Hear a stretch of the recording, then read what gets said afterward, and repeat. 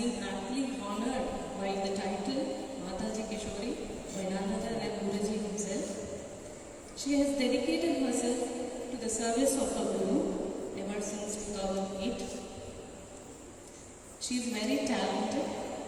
She has a very sweet voice and she is knowledgeable in Quranic scriptures and Bhagavatam. She has done many upanyasas over the years.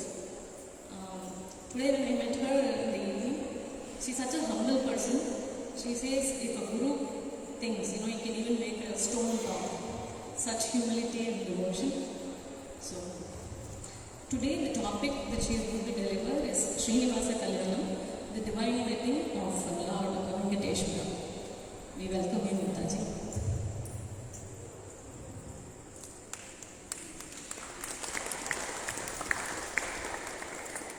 Yogiram Saratkumar, Yogiram Saratkumar, Yogiram Saratkumar, Jai Guru. இன்று நவராத்திரி 2ஆம் நாள் நமக்காக மாதாஜி கிஷோரி அவர்கள் இங்கு வந்துள்ளார். அவரை வரவேற்பதில் மிகுந்த மகிழ்ச்சி அடைகிறோம்.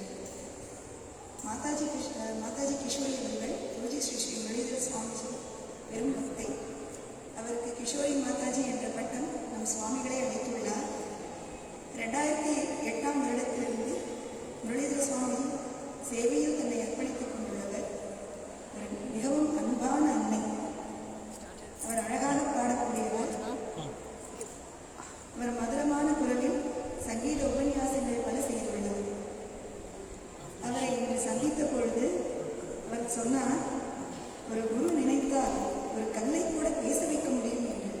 அத்தனை அடக்கம், அத்தனை குருபக்தி அவருக்கு.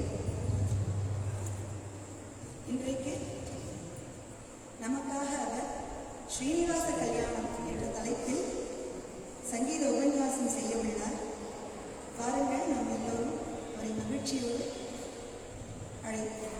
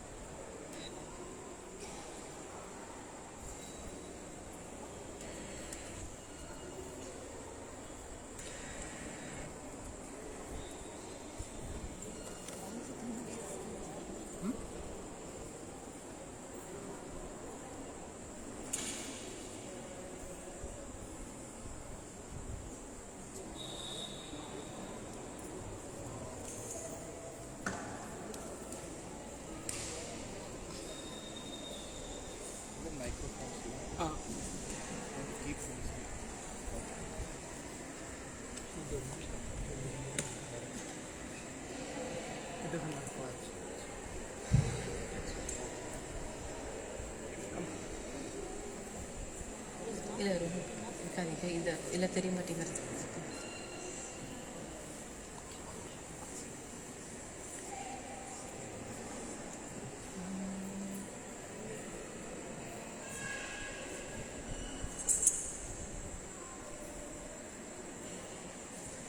सद्गुरुनाथ महाराज की जय.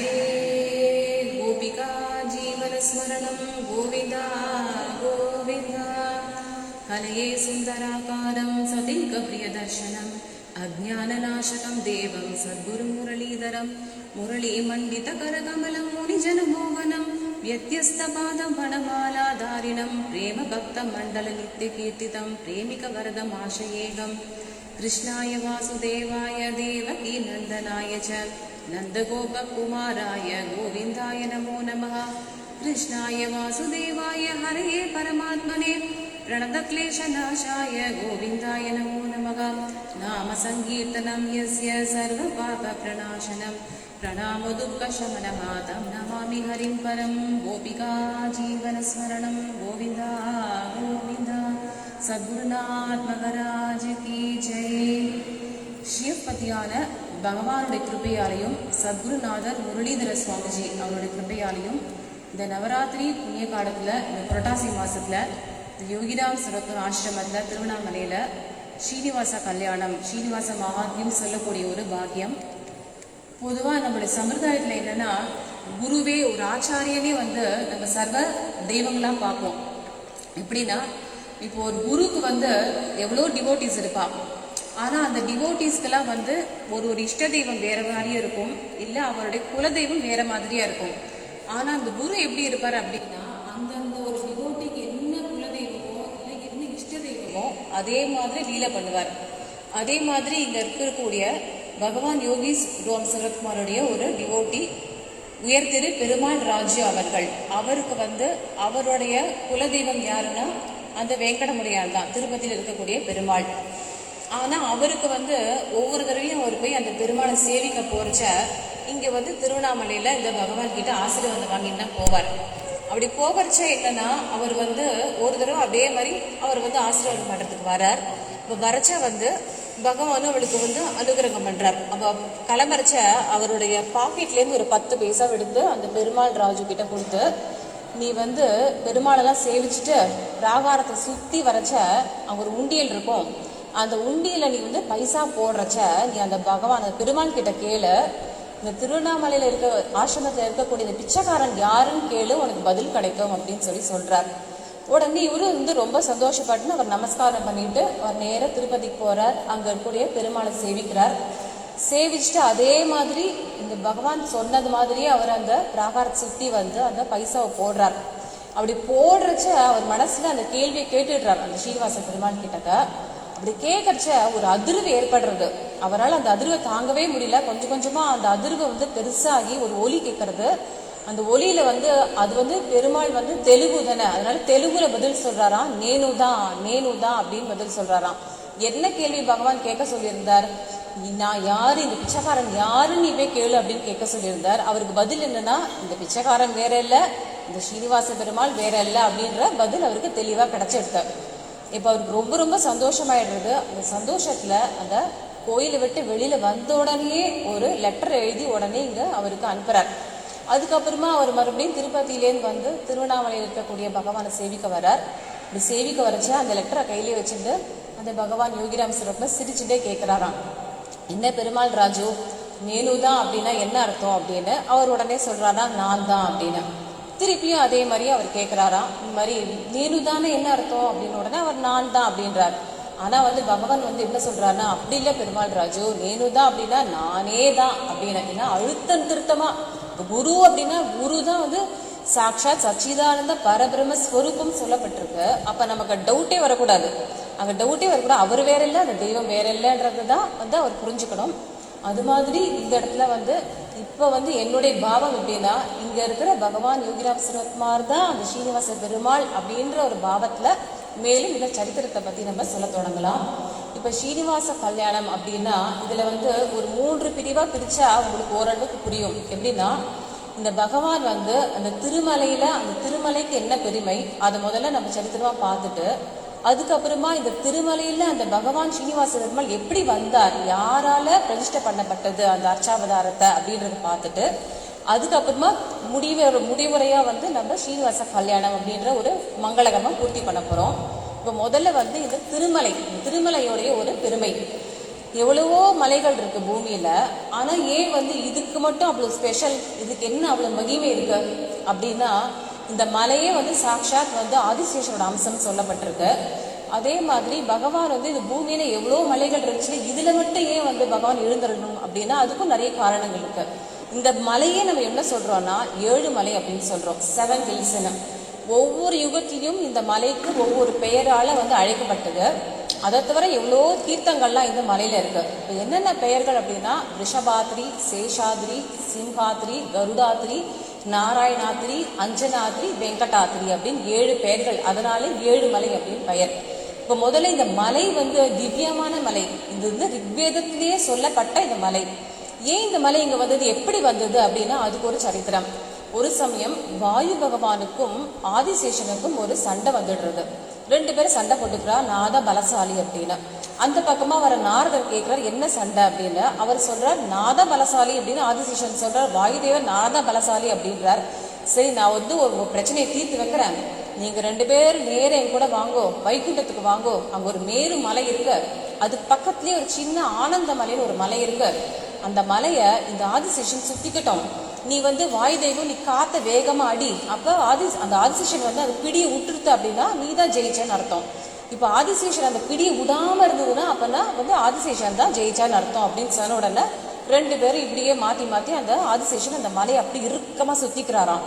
அப்படி சுத்தினோட வேகமா காத்து அடிக்கிறது. ஆனா அவரால் அதை தவிர்க்கவே முடியல. இப்படியே ஆர்ச்ச மற்ற தேவர்களாம் வந்து 2 பேரும் இந்த சண்டையை நிறுத்துங்கோ. 2 பேரும் பகவானுக்கு கைங்கரியம் பண்ண வந்திருக்கீங்க. கைங்கரியம் பண்ண வரைச்ச நம்மளுடைய மனசுல ஒரு அடக்கம் இருக்கணும். இப்படி சண்டையா போடுவா, 2 பேரும் உயர்ந்தவங்க தான், அவங்க சண்டை நிறுத்துங்கோ, உங்களால உலகம் வந்து வேதனைப்படுறது அப்படின்னு சொன்ன உடனே ஆதிசேஷன் நினைக்கிறார், சரி நம்ம எதுக்கு சண்டை போடணும்னு சொல்லி அந்த பிடியை வந்து தளர்த்திக்கிறார். அப்படி கொஞ்சம் விட்ட உடனே இதுதான் சமயம். இந்த வாயு பகவான் என்ன பண்றாருன்னா வேகமா ஒரு காத்து அடிக்கிறார். அடிச்ச உடனே அந்த மலை வந்து தோப்புன்னு எங்க விழுதுன்னா அதுதான் இப்ப இருக்க இந்த திருமலை. அதனால வந்து திவ்யமான மலைன்னா அது வைகுண்டத்திலேருந்து அங்க விழுந்த மலை. அதனாலே அதுக்கு சேஷாத்ரி. ஏன்னா ஆதிசேஷனோட பிடியிலேருந்து அது வந்ததுனால சேஷாத்ரி அப்படின்ற பெயர் காரணமானது வந்தது. அதே மாதிரி ரிஷபாத்ரி, அதாவது ஒவ்வொரு யுகத்துல இந்த மலைக்கு ஒரு பேர் சொல்லப்பட்டிருக்கு. ஏன் ரிஷபாத்ரி அப்படின்னா கிருத்த யுகத்துல இதுக்கு ரிஷபாத்ரி அப்படின்னு சொல்லப்பட்டுதான். ஏன்னா ரிஷபாசுரன் ஒரு அசுரன். அந்த மலையில உட்காந்துட்டு தபஸ் பண்ணக்கூடிய முனிவர்கள் யோகிகள் எல்லாரையும் வந்து ரொம்ப இம்சை பண்ணிட்டு இருந்தா இந்த ரிஷபாசுரன்ற அசுரன். அதனால இந்த ரிஷிகள்லாம் நேர போய் பகவான் இடத்துல பிரார்த்தனை பண்றா, எப்படியாவது வந்து எங்களை காப்பாத்துங்கோ இந்த அசுரன்ட்டேது அப்படின்னு. அப்ப பகவான் வந்து பிரத்யட்சமா வந்து அவனோட சண்டை போட்டு வதம் பண்ணிடுறார். வதம் பண்றச்ச அந்த ரிஷபாசுரனுக்கு ஒரு ஞானம் வருது. என்னன்னா தானை வந்து இப்படி ஏற்பட்ட ஒரு காரியம் பண்ணாலும் இப்ப பகவானால வதம் பண்ணப்பட்டு திரும்பி பகவானை தான் அடைய போறோம், எப்பேற்பட்ட ஒரு பேர் எனக்கு கிடைச்சிருக்கு அப்படின்ட்டு அவன் பகவான்கிட்ட ஒரு வரம் கேட்கிறான். என்ன வரம்னா, என்னுடைய பேராலேயே இந்த மலையானது அழைக்கப்படணும் அப்படின்னு சொன்ன உடனே ரிஷபாத்ரி அப்படின்ற பெயர் காரணம் வந்தது. அது கிருத்தயுகத்துல. அதுக்கு அடுத்த யுகமான திரேதா யுகம். அந்த திரேதா யுகத்துல யாருன்னா சாட்சாத் ராமருடைய அவதாரம். அந்த ராமருக்கு எவ்வளோ பேர் வந்து கைங்கரியம் பண்ணிட்டு இருந்தா கூட, ஆனா முக்கியமா நம்ம யார சொல்றோம்னா சிவபெருமானுடைய அம்சமா இருக்கக்கூடிய அந்த ஆஞ்சநேயரை தான் வந்து ரொம்ப உசத்தியா சொல்றோம். அப்ப சிவபெருமான் வந்து அப்ப அந்த அளவுக்கு கைங்கரியம் பண்ணியிருக்கார். இப்ப அந்த ஆஞ்சநேயருடைய தாய் தந்தை யாரு அப்படின்னா அஞ்சனா தேவி கேசரி. இப்ப அவளுக்கு வந்து கல்யாணம் ரொம்ப வருஷம் ஆயிடுத்து, அவளுக்கு குழந்தையே இல்லை. அப்ப அஞ்சனா தேவி என்ன பண்றா அப்படின்னா நேர இந்த மலைக்கு வந்து அவ தபஸ் பண்றா, தனக்கு நல்ல ஒரு சத்புத்திரன் கிடைக்கணும் அப்படின்னு. அவளுடைய ஒரு தபஸுக்காக பகவான் வாயு பகவானே வந்து கிருப பண்றதுனால அவளுக்கு சாட்சாத் இந்த ஆஞ்சநேயர் பிறக்கிறார். அப்ப எந்த மலையில உட்கார்ந்துட்டு அவ வந்து தபஸ் பண்ணினாலும் அதனால அஞ்சனாத்ரி அப்படின்ற பெயர் காரணம் வந்தது. அடுத்தது சிம்ஹாத்ரி. சிம்ஹாத்ரினா வந்து நம்ம நரசிம்மரை சொல்லுவோம். இரண்ய கசிபு வந்து வதம் பண்ணி பிரகலாதனை காப்பாத்திட்டு அவருக்கு வந்து ரொம்ப டயர்டா இருந்துதான். அவர் எங்கேயாவது போய் விஸ்ரமணம் எடுத்துக்கணும், ஒரு மலையில போய் வந்து ரெஸ்ட் எடுத்துக்கணும்னு நினைச்சாராம். இப்ப இந்த மலையை பார்த்த உடனே திவ்யமா அவருக்கு தெரிஞ்ச உடனே அவரோட வந்து இந்த மலையில வந்து ரெஸ்ட் எடுத்துட்டார் அப்படின்றதுனாலேயே அதுக்கு சிம்ஹாத்ரின்ற ஒரு பெயர் காரணம். இன்னொரு காரணம் இருக்கு, அது பின்னாடி வரக்கூடிய ஒரு சரித்திரத்தை நம்ம பார்ப்போம். அதை அதுக்கு அடுத்தது கருடாத்ரி. கருடாத்ரி ஏன் பெயர் வந்தது அப்படின்னா, இந்த கருட பகவான் எப்படின்னா வினதா காஷ்யபர் அவருடைய புத்திரன் தான் இந்த கருடன். இந்த கருடன் வந்து பராக்கிரமத்துல அப்பேற்பட்ட பலம் கொண்டவர். அவர் வந்து அப்படி ஃபைட் பண்ணுவார். அவர் வந்து அவருடைய தாயான வினதை வந்து அவருடைய சின்ன தாயான கர்த்ரு அப்படின்ட்டு அடிமையா இருக்கா. ஆனா வந்து இவருக்கு வந்து புரியல, ஏன் தன்னுடைய தாய் வந்து சின்ன தாயான கர்த்ரு கிட்ட வந்து அடிமையா இருக்கான்னு அவருக்கு புரியல. உடனே வந்து கர்த்ருட்ட போய் இந்த கருடன் கேட்கிறார், இந்த மாதிரி நீ என்னுடைய அம்மாவை வந்து விடுதலை பண்ணு அப்படின்னு. உடனே கர்த்ரு வந்து என்ன சொல்றான்னா, சரி நான் விடுதலை பண்றேன், ஆனா எனக்கு ஒரு உபகாரம் நீ பண்ணணும், வைகுண்டத்துல இருக்கக்கூடிய அந்த அமிர்த கலசத்தை நீ கொண்டு வந்து என்கிட்ட கொடுக்கணும் அப்படின்னு சொல்லி கேட்கிறான். இவருக்கு ஒன்றும் அது பெரிய விஷயமே இல்லை, ஏன்னா பராக்கிரமத்தை ரொம்ப பலசாலி இந்த கருட ஆழ்வார். இப்ப நேர பறந்து அந்த வைகுண்டத்துக்கு போய் எப்படியோ அந்த அமிர்த கலசத்தை எடுத்துடுறாரு. ஆனா எடுத்துட்டாரே தவிர தேவர்கள்லாம் வந்து ஓடி வர சண்டை போடுறா, அப்படிலாம் நீ இந்த அமிர்த கலசத்தெல்லாம் எடுக்க கூடாதுன்னு. ஆனா அவர்கிட்ட ஃபைட் பண்ணி அப்படியே வாங்கிடுறாரு. இப்ப தேவர்கள்லாம் ஓடி போறா, பகவான்கிட்ட போய் கேட்கிறா, இந்த மாதிரி இந்த அமிர்த கலசத்தை இந்த கருடன் வந்து தூக்கின்னு போடுறான் அப்படின்னு. உடனே இப்ப பகவானும் வர்றார், பகவானும் ஃபைட் பண்றாரு. ஃபைட் பண்றச்ச இந்த கருடன் வந்து அந்த பலம், அப்பேற்பட்ட பலம் இந்த பெருமாள் திருப்பணும்னு இந்த ஃபைட்ல தோத்து விடுறாரு இந்த கருட ஆழ்வார். இப்படி தோத்துன உடனே இவருக்கு தோன்றது, அப்போ உடனே மன்னிப்பு கேட்காரு. அவர் சொல்றார், என்னுடைய தாயை வந்து நான் விடுதலை பண்ணணும், அதுக்காக தான் நான் வந்து இந்த அமிர்த கலசத்தை எடுத்துன்னு போறேன் அப்படின்னு. உடனே பகவான் சந்தோஷப்பட்டு, கவலைப்படாதப்பா, நான் உன்னோட தாயை வந்து விடுதலை பண்ணிடுறேன், கவலைப்படாத, ஒரு சின்ன அம்மா வந்து அடிமைப்படுத்த மாட்டா அப்படின்னு சொல்லிடுறார். அப்போ உடனே வந்து கருடாழ்வார் பகவான்கிட்ட ஒரு வரம் கேட்கிறார். என்ன வரம் அப்படின்னா, இப்பேற்பட்ட பராக்கிரமம் பலசாலியுமா இருக்கக்கூடிய உங்களுக்கு நான் வாகனமா இருக்கணும், உங்களை நான் என்னுடைய முதுகுல சுமந்துன்னு நான் பறக்கணும் அப்படின்னு சொல்லி அவர் கேட்கிறாராம். அதனால அவர் வந்து கருடனே வந்து தன்னுடைய தோல்ல அவர் ஏத்திட்டு வந்து இந்த மலையில இறங்கியதுனால கருடாத்திரி அப்படின்ற பெயர் காரணம் வந்தது. அதுக்கடுத்து நாராயணாத்திரி அப்படின்ற பெயர் காரணம் எதனால வந்தது அப்படின்னா, நாராயண பட்டர் அப்படின்ற ஒரு பக்தர் அவர் வந்து இந்த மலையில உட்காந்து தபஸ் பண்றாரு. என்னன்னா, அவருக்கு வந்து ஒரு ரூபத்தோட இருக்கக்கூடிய ஒரு பகவானை வந்து ஆராதனை பண்ணணும்னு ரொம்ப ஆசை. ஏன்னா ஒரு ரூபத்தோட ஒரு பகவான் இருந்தாதான் அந்த பகவானுக்கு விதவிதமா அலங்காரம் பண்ணலாம், விதவிதமா உணவெல்லாம் சமைச்சு நம்ம அவருக்கு படைக்கலாம். அதே மாதிரி எவ்வளோ விதமான கைங்கரியங்கள்லாம் அந்த ரூபமா இருக்கக்கூடிய அந்த பகவானுக்கு பண்ணலாம். ஆனா இந்த மலையில வந்து ரூபமும் இல்லை, எதுவும் இல்லாம இருக்கேன்னு ரொம்ப வருத்தப்படுறார். அப்ப பகவான் பிரத்யட்சமாயி அவருக்கு சொல்றார், இன்னும் கூடிய சீக்கிரத்திலேயே என்னுடைய ஒரு அர்ச்சாவதாரம் இந்த இடத்துல இந்த மலையில வரப்போறது. இப்ப நீ வந்து வைகானஸ் அப்படின்ற ஒரு ஆகம சாஸ்திரப்படி நீ வந்து என்னை ஆராதனை பண்ணு அப்படின்னு சொல்லி பகவான் கிருபை பண்றார். எந்த இடத்துல இந்த அந்த பட்டர் வந்து இந்த மலையில தபஸ் பண்ணினாரோ அதனால நாராயணாத்திரி அப்படின்ற பெயர் காரணம் வந்தது. அதுக்கப்புறமா வந்து இந்த கலியுகத்தை நம்ம வெங்கடாத்திரி அப்படின்ற பெயர் காரணம்.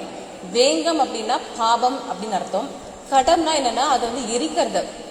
யாரெல்லாம் வந்து எப்பேற்பட்ட பாவம் பண்ணியிருந்தா கூட இந்த மலையில கொஞ்ச நேரம் வந்து தங்கினா கூட அவரோட பாபத்துல பொசுக்கிடுறாரா பகவான். இந்த கலியுகத்துக்கு அது அப்படி ஒரு பேர் வெங்கடாத்திரி அப்படின்னு. ஒரு சமயம் மாதவன் அப்படின்ற ஒரு அந்தணன் அவன் என்ன பண்றான்னா, தன்னுடைய ஊர்ல இருந்து இன்னொரு ஊருக்கு போறான். அப்படி போகிறச்ச வழியில சேரி, அந்த சேரியில ஒரு பெண்ணை பார்த்துடுறான். அந்த பெண்ணை பார்த்து அந்த பெண்ணை பலாத்காரம் பண்ணிடுறான். இப்படி பலாத்காரம் பண்ணிட்டு திருப்பியும் தன் ஊருக்கு வரச்ச அந்த சேரியில இருக்கிறவெல்லாம் அவனை அடி அடிச்சு துரத்தி விட்டுடுறான். இந்த விஷயத்தை கேள்விப்பட்ட அந்த ஊர் மக்களும் அவன் வீட்டுல இருக்கக்கூடியவளும் சொல்லிடுறா, இப்ப ஏற்பட்ட ஒரு பாபத்தை நீ பண்ணிருக்க, உனக்கு வீட்லயும் சேர்த்துக்க மாட்டோம், இது ஊர்லயும் உன்னை சேர்த்துக்கவே மாட்டோம்னு சொல்லி துரத்தி விட்டுடுறா. அப்போ உடனே அந்த மாதவன் வந்து என்ன பண்றதுன்னு தெரியாம இப்படி ஊரா சுத்தி அவனுக்கு உணவும் கிடைக்கல, இருக்க இடமும் கிடைக்கல. இப்படி கஷ்டப்பட்டு கடைசியில குஷ்டரோகம் வந்துடுறது. உடம்புழுக்க ஒரே குஷ்டம். அந்த குஷ்டரோகத்தோடயே அவனை பார்த்தாலே அருவருப்பா இருக்கு. ரத்தம் சீழெல்லாம் சொட்டின்னு இருக்கு. அப்பேற்பட்ட இந்த மாதவன் கொஞ்சம் கொஞ்சமா போய் இந்த மலைக்கிட்ட போயிடுறான். இந்த மலையில நிறைய ரிஷிகள் அவளை தபஸ் பண்ணிட்டே இருக்கா. இந்த மாதவன் வந்து கிட்ட போக என்ன ஆகுதுன்னா, அவளோட சரீரம் வந்து பொசுங்கிறதான். ஏன்னா தபஸ் பண்ணக்கூடியவாளுக்கு தான் வந்து சூக்ஷமா இருக்கக்கூடிய விஷயங்கள்லாம் தெரியும். அப்ப அந்த ரிஷிகளை பார்த்துட்டே இருக்கா. ஏதோ ஒரு ஆள் வரான், ஆனா அவன் வந்து அப்படியே பொசுங்கிறது. ஆனா அந்த ஆள் கீழே விழலையே அப்படின்னு பார்த்தா பொசுங்கி ஏதோ ஒன்று கீழே போயிடுறது. ஆனா திவ்யமா பழையபடி அந்த மாதவன் எப்படி இருந்தானோ அது மாதிரி அவன் வந்துடுறான். என்னன்னா, அந்த இடத்துல இப்பேற்பட்ட பாவம் பண்ணினாலும் அந்த பாபத்தை பகவான் பொசுகிடுறான்றதுனால வெங்கடாத்திரி அப்படின்ற பெயர் காரணம் வந்தது. அதை தவிர இவ்வளோ மகாத்மியம் இருக்கா இந்த மலைக்கு அப்படின்னா, இந்த மலையே அப்படின்னா அந்த மலையில நிறைய தீர்த்தங்கள் இருக்கு. ஒவ்வொரு தீர்த்தத்துக்கும் வந்து ஒரு மகாத்மியம் சொல்லப்பட்டிருக்கு. அதுல முக்கியமானது சுவாமி புஷ்கரிணி தீர்த்தம். அந்த கோயில் பிராகாரத்தை விட்டு வெளியில வந்தாலே அந்த குளம் இருக்கும். அதுல வந்து சுவாமி புஷ்கரிணி தீர்த்தம் சொல்லுவோம். அதுக்கு வந்து அந்த குளத்துல அந்த தீர்த்தமே எப்படி இருக்குன்னா அமிர்த மாதிரி இருக்குமா. அதுல யாரெல்லாம் ஸ்நானம் பண்றா அப்படின்னா அவளோட சர்வ விதமான வியாதிகள் பாபங்கள் எல்லாம் போகுதுன்னு அந்த தலைவரால சொல்றது. ஒரு சமயம் வந்து சந்திர வம்சத்தை சேர்ந்த நந்தன் அப்படிங்கிற ஒரு அரசன், அவனுடைய பையன் தமவர்தன் ஒருத்தன். அவன் வந்து அந்த நந்தன் நினைக்கிறார், இது வரைக்கும் நம்ம ராஜ்ய பரிபாலனை நிறைய பண்ணிட்டோம், இனிமேல நம்மளுடைய பையனுக்கு ராஜ்யத்தை கொடுத்துட்டு நம்ம தவ வாழ்க்கைக்கு போயிடலாம் சொல்லி அவர் காட்டுக்கு வந்துடுறார். இப்ப இந்த பையன் வந்து தமயவர்தன் அவன் வந்து ராஜ்ய பரிபாலனை பண்ணிட்டு இருக்கான். அவன் ஒரு சமயம் என்ன ஆயிடுறதுன்னா அவன் காட்டுக்கு போறான். இப்படி காட்டுக்கு போச்ச ரொம்ப நேரம் ஆயிடுறது, இருட்டிடுறது. அப்போ அவருக்கு வழி தெரியல. அப்போ திடீர்னு ஒரு சப்தம் கேட்கறது. அவன் பயந்து போயிடுறான். ஒரு சிங்கம் வந்து ஒரு கரடியை துரத்திட்டே வருது. இந்த அரசன் என்ன பண்றான்னா, ஒரு பெரிய மரம் இருக்கு, அந்த மரத்து மேல ஏறி ஒழிஞ்சுக்கிறான். இப்ப இந்த கரடி வந்து சிங்கம் துரத்தினே வந்ததுனால இந்த கரடி என்ன பண்றதுன்னா இதே மரத்துல போய் எரிக்கிறது. இந்த அரசன் பயந்து போயிட்டான், கரடியும் வந்து இதுலயே எரிக்கிறதே அப்படின்னு. ஆனா அந்த கரடி பேச ஆரம்பிக்கிறதா, நீ பயப்படாத, நம்ம 2 பேரும் எப்படி இருந்தாலும் இந்த இரவை கழிச்சுதான் ஆகணும், கொஞ்ச நேரம் வரைக்கும் நான் பாத்துக்கிறேன், கொஞ்ச நேரம் நீ தூங்கு, நீ பாத்துக்கோ அப்படின்னு சொல்லி 2 பேரும் ஒப்பந்தம் பண்ணிக்கிறா. இப்ப வந்து இந்த ராஜா வந்து தூங்கிட்டு இருக்கான். இப்ப கரடி முழிச்சுன்னு பாத்துட்டு இருக்கு. இப்ப அந்த போன சிங்கம் வந்து நேரம் வருது. வந்து இந்த கரடி கேட்கறது, நீ வந்து அந்த மனுஷனை கீழே தள்ள, நான் அவனை சாப்பிட்டுடுறேன், ஒன்னு விட்டுடுறேன் அப்படின்னு சொல்லி சொல்றது. உடனே கரடி சொல்றது, நான் அந்த மாதிரிலாம் பண்ண மாட்டேன் அப்படின்னு சொல்றது. இப்ப கொஞ்ச நேரம் ஆயிடுறது. இப்ப ராஜா முழிச்சுக்கிறான். ராஜா முழிச்சுட்டு இப்ப கரடி வந்து தூங்கிட்டு இருக்கு. அதே சிங்கம் திருப்பி வந்து அந்த ராஜா கிட்ட கேட்கறது, நீ இந்த கரடியை கீழே தள்ள, நீ வந்து உன் நாட்டுக்கு போயிடு, நான் உன்னை கடிக்க மாட்டேன் அப்படின்னு. ராஜா வந்து இது உண்மை நினைச்சுன்னு என்ன பண்றான்னா அந்த கரடியை கீழே தள்ளுறான். அப்படி கீழே தள்ளின உடனே அந்த கரடி நேரவே விழாம ஒரு கலையில மாட்டின்னு இருக்கு. இந்த கலையில மாட்டின உடனே அது முழிச்சுட்ட உடனே அது தெரிஞ்சு போயிடுறது, இந்த ராஜா தான் நம்மளுக்கு தள்ளி விட்டான். அது வந்து சொல்றது, ஏற்கனவே ஒரு அந்தனா போன ஜென்மத்துல பிறந்து பண்ணின பாவத்துக்கு தான் நான் கரடியா இப்போ இருக்கேன். நீ வந்து ஒரு நம்பிக்கை துரோகம் பண்ணிட்ட, ஒப்பந்தம் பண்ணிட்டோம், ஆனா நம்பிக்கை துரோகம் பண்ணிட்ட, அதனால நீ ஒரு பைத்தியமா தான் போவேன்னு சொல்லி இந்த கரடி சபிச்சிடுறது. இப்ப இது ராஜா வந்து பைத்தியமா அலைஞ்சிட்டு இருக்கான். இப்ப இந்த அமைச்சர்கள்லாம் இந்த அரண்மனையில் இருக்கிறவாள்லாம் இந்த ராஜா போனார் ஆளையே காணுமேன்னு சொல்லி தேடி தேடி வரா. இப்படி தேடின்னு வரச்சா இவன் பைத்தியமா அலைஞ்சிட்டு இருக்கான்னு உடனே அந்த நந்தன் கிட்டே போய் கேட்கிறா. அவருடைய தந்தை நந்தன் கிட்டே போய் இந்த மாதிரி விஷயத்தெல்லாம் சொல்றா. இது சொன்ன உடனே அவருக்கு என்ன பண்றதுன்னே தெரியல. அப்புறம் அந்த காட்டிலே ஜெய்மினி அப்படின்ற ஒரு ரிஷி இருக்கார். இந்த ரிஷிகிட்ட போய் வந்து இவ வந்து ஆலோசனை கேட்கறச்சா அவர் சொல்றார், கவலைப்படாதப்பா, இந்த திருமலையில ஒரு சுவாமி புஷ்கரின் தீர்த்தம் ஒரு தீர்த்தம் இருக்கு, அந்த தீர்த்தத்துல போய் இந்த உன்னுடைய மகனை போய் ஸ்நானம் பண்ண போய் அந்த பகவான்கிட்ட பிரார்த்தனை பண்ணிக்கோ, பைத்தியம் தெளிஞ்சிடும் அப்படின்னு சொன்ன உடனே நேர போய் இங்க ஸ்நானம் பண்றா. ஸ்நானம் பண்ணதுக்கு அப்புறமா அவருக்கு பைத்தியமான தெளிஞ்சிடுறது. மறுபடியும் ராஜ்ய பரிபாலனை பண்ணிட்டு இருக்கான். அந்த மாதிரி குமார தீர்த்தம், ஜாபாலை தீர்த்தம், இப்படி எவ்வளோ தீர்த்தங்கள். அப்புறம் ஆகாச கங்கை அப்படின்ற ஒரு தீர்த்தம், அந்த தீர்த்தத்துக்கும் நிறைய மகிமைகள் சொல்லப்பட்டிருக்கு. அதுல என்னன்னா ஒரு சமயம் கேசவ பட்டர் அப்படின்ற ஒரு அந்தனர், அவர் என்ன பண்றாருன்னா அவர் எப்போதும் வேதம் ஓதிண்டே இருக்கக்கூடியவர் தான்.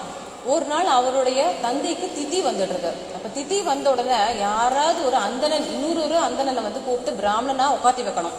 அந்த மாதிரி இருக்கிறச்ச அந்த வழிபோக்கரா ஒரு அந்தனர் வராரு அவர் ஊருக்கு. அவர் வீட்டை தேடி வரார். வீட்டை தேடி வந்ததுக்கு அப்புறமா நல்லதா போச்சுன்னு நினைச்சிட்டு அவரோட தந்தை திதி அப்போது அவர் வந்து அந்த வழிபோக்குனா வந்த அந்தணனுக்கு வந்து பிராமணனா உட்காத்தி வச்சு உணவெல்லாம் கொடுத்து நிறைய தட்சணைகள்லாம் கொடுத்துடுறாரு. அந்த வந்த அந்தணனும் எல்லாத்தையும் சாப்பிட்டுட்டு தட்சணையெல்லாம் வாங்கிட்டு போயிட்டார். இப்போ போனதுக்கு அப்புறம் என்ன ஆயிடுதுன்னா கொஞ்சம் கொஞ்சமா இந்த கேசவ பட்டருக்கு தன்னுடைய முகம் வந்து கழுதியா மாறி போயிடுறது. இப்ப பயந்து போயிடுறாரு, இது இப்படி கழுதியா மாறிடுது நம்ம முகம் சொல்லி யாரை போய் கேட்கறதுன்னு காட்டுக்கு ஓடுறார். இப்ப பார்த்தா ஒரு அகத்திய முனிவர் அவர்கிட்ட போய் நடந்த விஷயத்தெல்லாம் சொல்றார். சொன்ன உடனே அவர் ஞான திருஷ்டியில பார்த்து சொல்றார், அப்பா நீ வந்து திதி கொடுத்தியே, அந்த பிராமணனுக்கு வந்து குழந்தைகள் இல்லை, ஒரு குழந்தையே இல்லாதவருக்கு நீ திதி கொடுத்ததுனாலதான் உனக்கு இப்ப ஏற்பட்ட ஒரு முகம் மாறிடுது. ஆனா நீ கவலைப்படாத, திருமலையில ஆகாச கங்கை அப்படின்ற ஒரு தீர்த்தம் இருக்கு, அதுல போய் நீ ஸ்நானம் பண்ணி பகவானை பிரார்த்தனை பண்ணு, உன்னோட பழைய முகம் வந்துடும் அப்படின்னு சொன்ன உடனே நேர இந்த கேசவ பட்டரும் அந்த ஆகாச கங்கையில போய் ஸ்நானம் பண்றார். உடனே பழையபடி அவருக்கு அந்த முகம் வந்துடுறது. அப்ப இந்த மலைக்கு இவ்வளவு பெருமைகள், இந்த தீர்த்தம் இவ்வளவு இருக்கு, அந்த மலைக்கு இவ்வளவு பெயர்கள் இருக்கு. அதை தவிர வந்து இந்த மலையை வந்து முதல்ல இருந்து எந்த பகவான் இந்த மலைக்கு முதல்ல வந்தார் அப்படின்னா வராகர் தான். அதனால இந்த வராக கஷேத்திரம்னு சொல்லுவா, ஆதி வராக கஷேத்திரம்னு. காரணம் என்ன அப்படின்னா இரண்யாக்ஷன் அப்படின்ற ஒரு அசுரன் அவன் என்ன பண்றான், இந்த பூமியை பாய் மாதிரி சுத்தி பிரளய ஜலத்துக்குள்ள போட்டுடுறான். இப்ப பகவான் வந்து என்ன பண்றாருன்னா ஒரு காட்டு பன்றி ரூபத்துல வந்து வராகரா வந்து அவரோட தெத்து பல்னால அந்த பூமி அப்படி எடுத்து அதோட யதாஸ்தானம் எப்போ எங்க இருந்ததோ பூமியை அங்க வச்சிடுறாரு. இப்படி வச்சதுக்கு அப்புறமா அவருக்கு ரொம்ப அவரும் விஸ்ரமணம் எடுத்துக்கணுன்றதுக்காக இந்த மலையில வந்து விஸ்ரமம் எடுத்துக்கிறாராம் முதல்ல. அதனால எந்த இடத்துல வராகர் வந்தாரோ அந்த இடத்துல வராக ஆசிரம், அந்த இடத்துல வராகருடைய சாநிதி விருந்ததுனால அதுக்கு வந்து வராக கஷேத்திரமா ஆச்சு. இந்த திருப்பதி மலையே என்னன்னா 108 திவ்ய தேசங்கள் இருக்கு. அந்த 108 திவ்ய தேசங்கள்ல 75வது திவ்ய தேசம் இந்த திருப்பதி பெருமாள். அப்புறம் இதுக்கு வந்து சொல்லப்பட்டிருக்க பெருமைகள் நிறைய. 8 ஸ்வயம் வியக்த கஷேத்திரங்கள் இருக்கு இந்த 108 திவ்ய தேசத்துல. ஸ்வயம் வியக்த கஷேத்திரம் அப்படின்னா என்ன அர்த்தம்னா அந்த இடத்துல இருக்கக்கூடிய மூர்த்தி வந்து எந்த சிற்பியாலையும் பண்ணப்படாம தானா வந்தவர், ஸ்வயம்புவா. அந்த மாதிரி வந்து ஸ்ரீரங்கத்தில் இருக்கக்கூடிய பெருமாள் அவரு வந்து ஸ்வயமா வந்தவர் தான். அதுக்கப்புறம் பத்ரி நாராயணனும் ஸ்வயம் அவர் தான். அதே மாதிரி பூவராகர் ஸ்ரீமுஷ்ணத்தில் இருக்கக்கூடிய ஒரு ஸ்வயமா வந்தவர். அதே மாதிரி திருப்பதி பெருமாளும் வானமாமலை அப்படின்ற இடத்துல தோத்தாத்திரி அப்படின்றவரும் ஸ்வயமா வந்தவர். ஒரு புஷ்கர்ல வந்து அந்த தீர்த்தமே ஸ்வயமா வந்து பகவானுடைய அம்சம் சொல்லப்பட்டிருக்கு.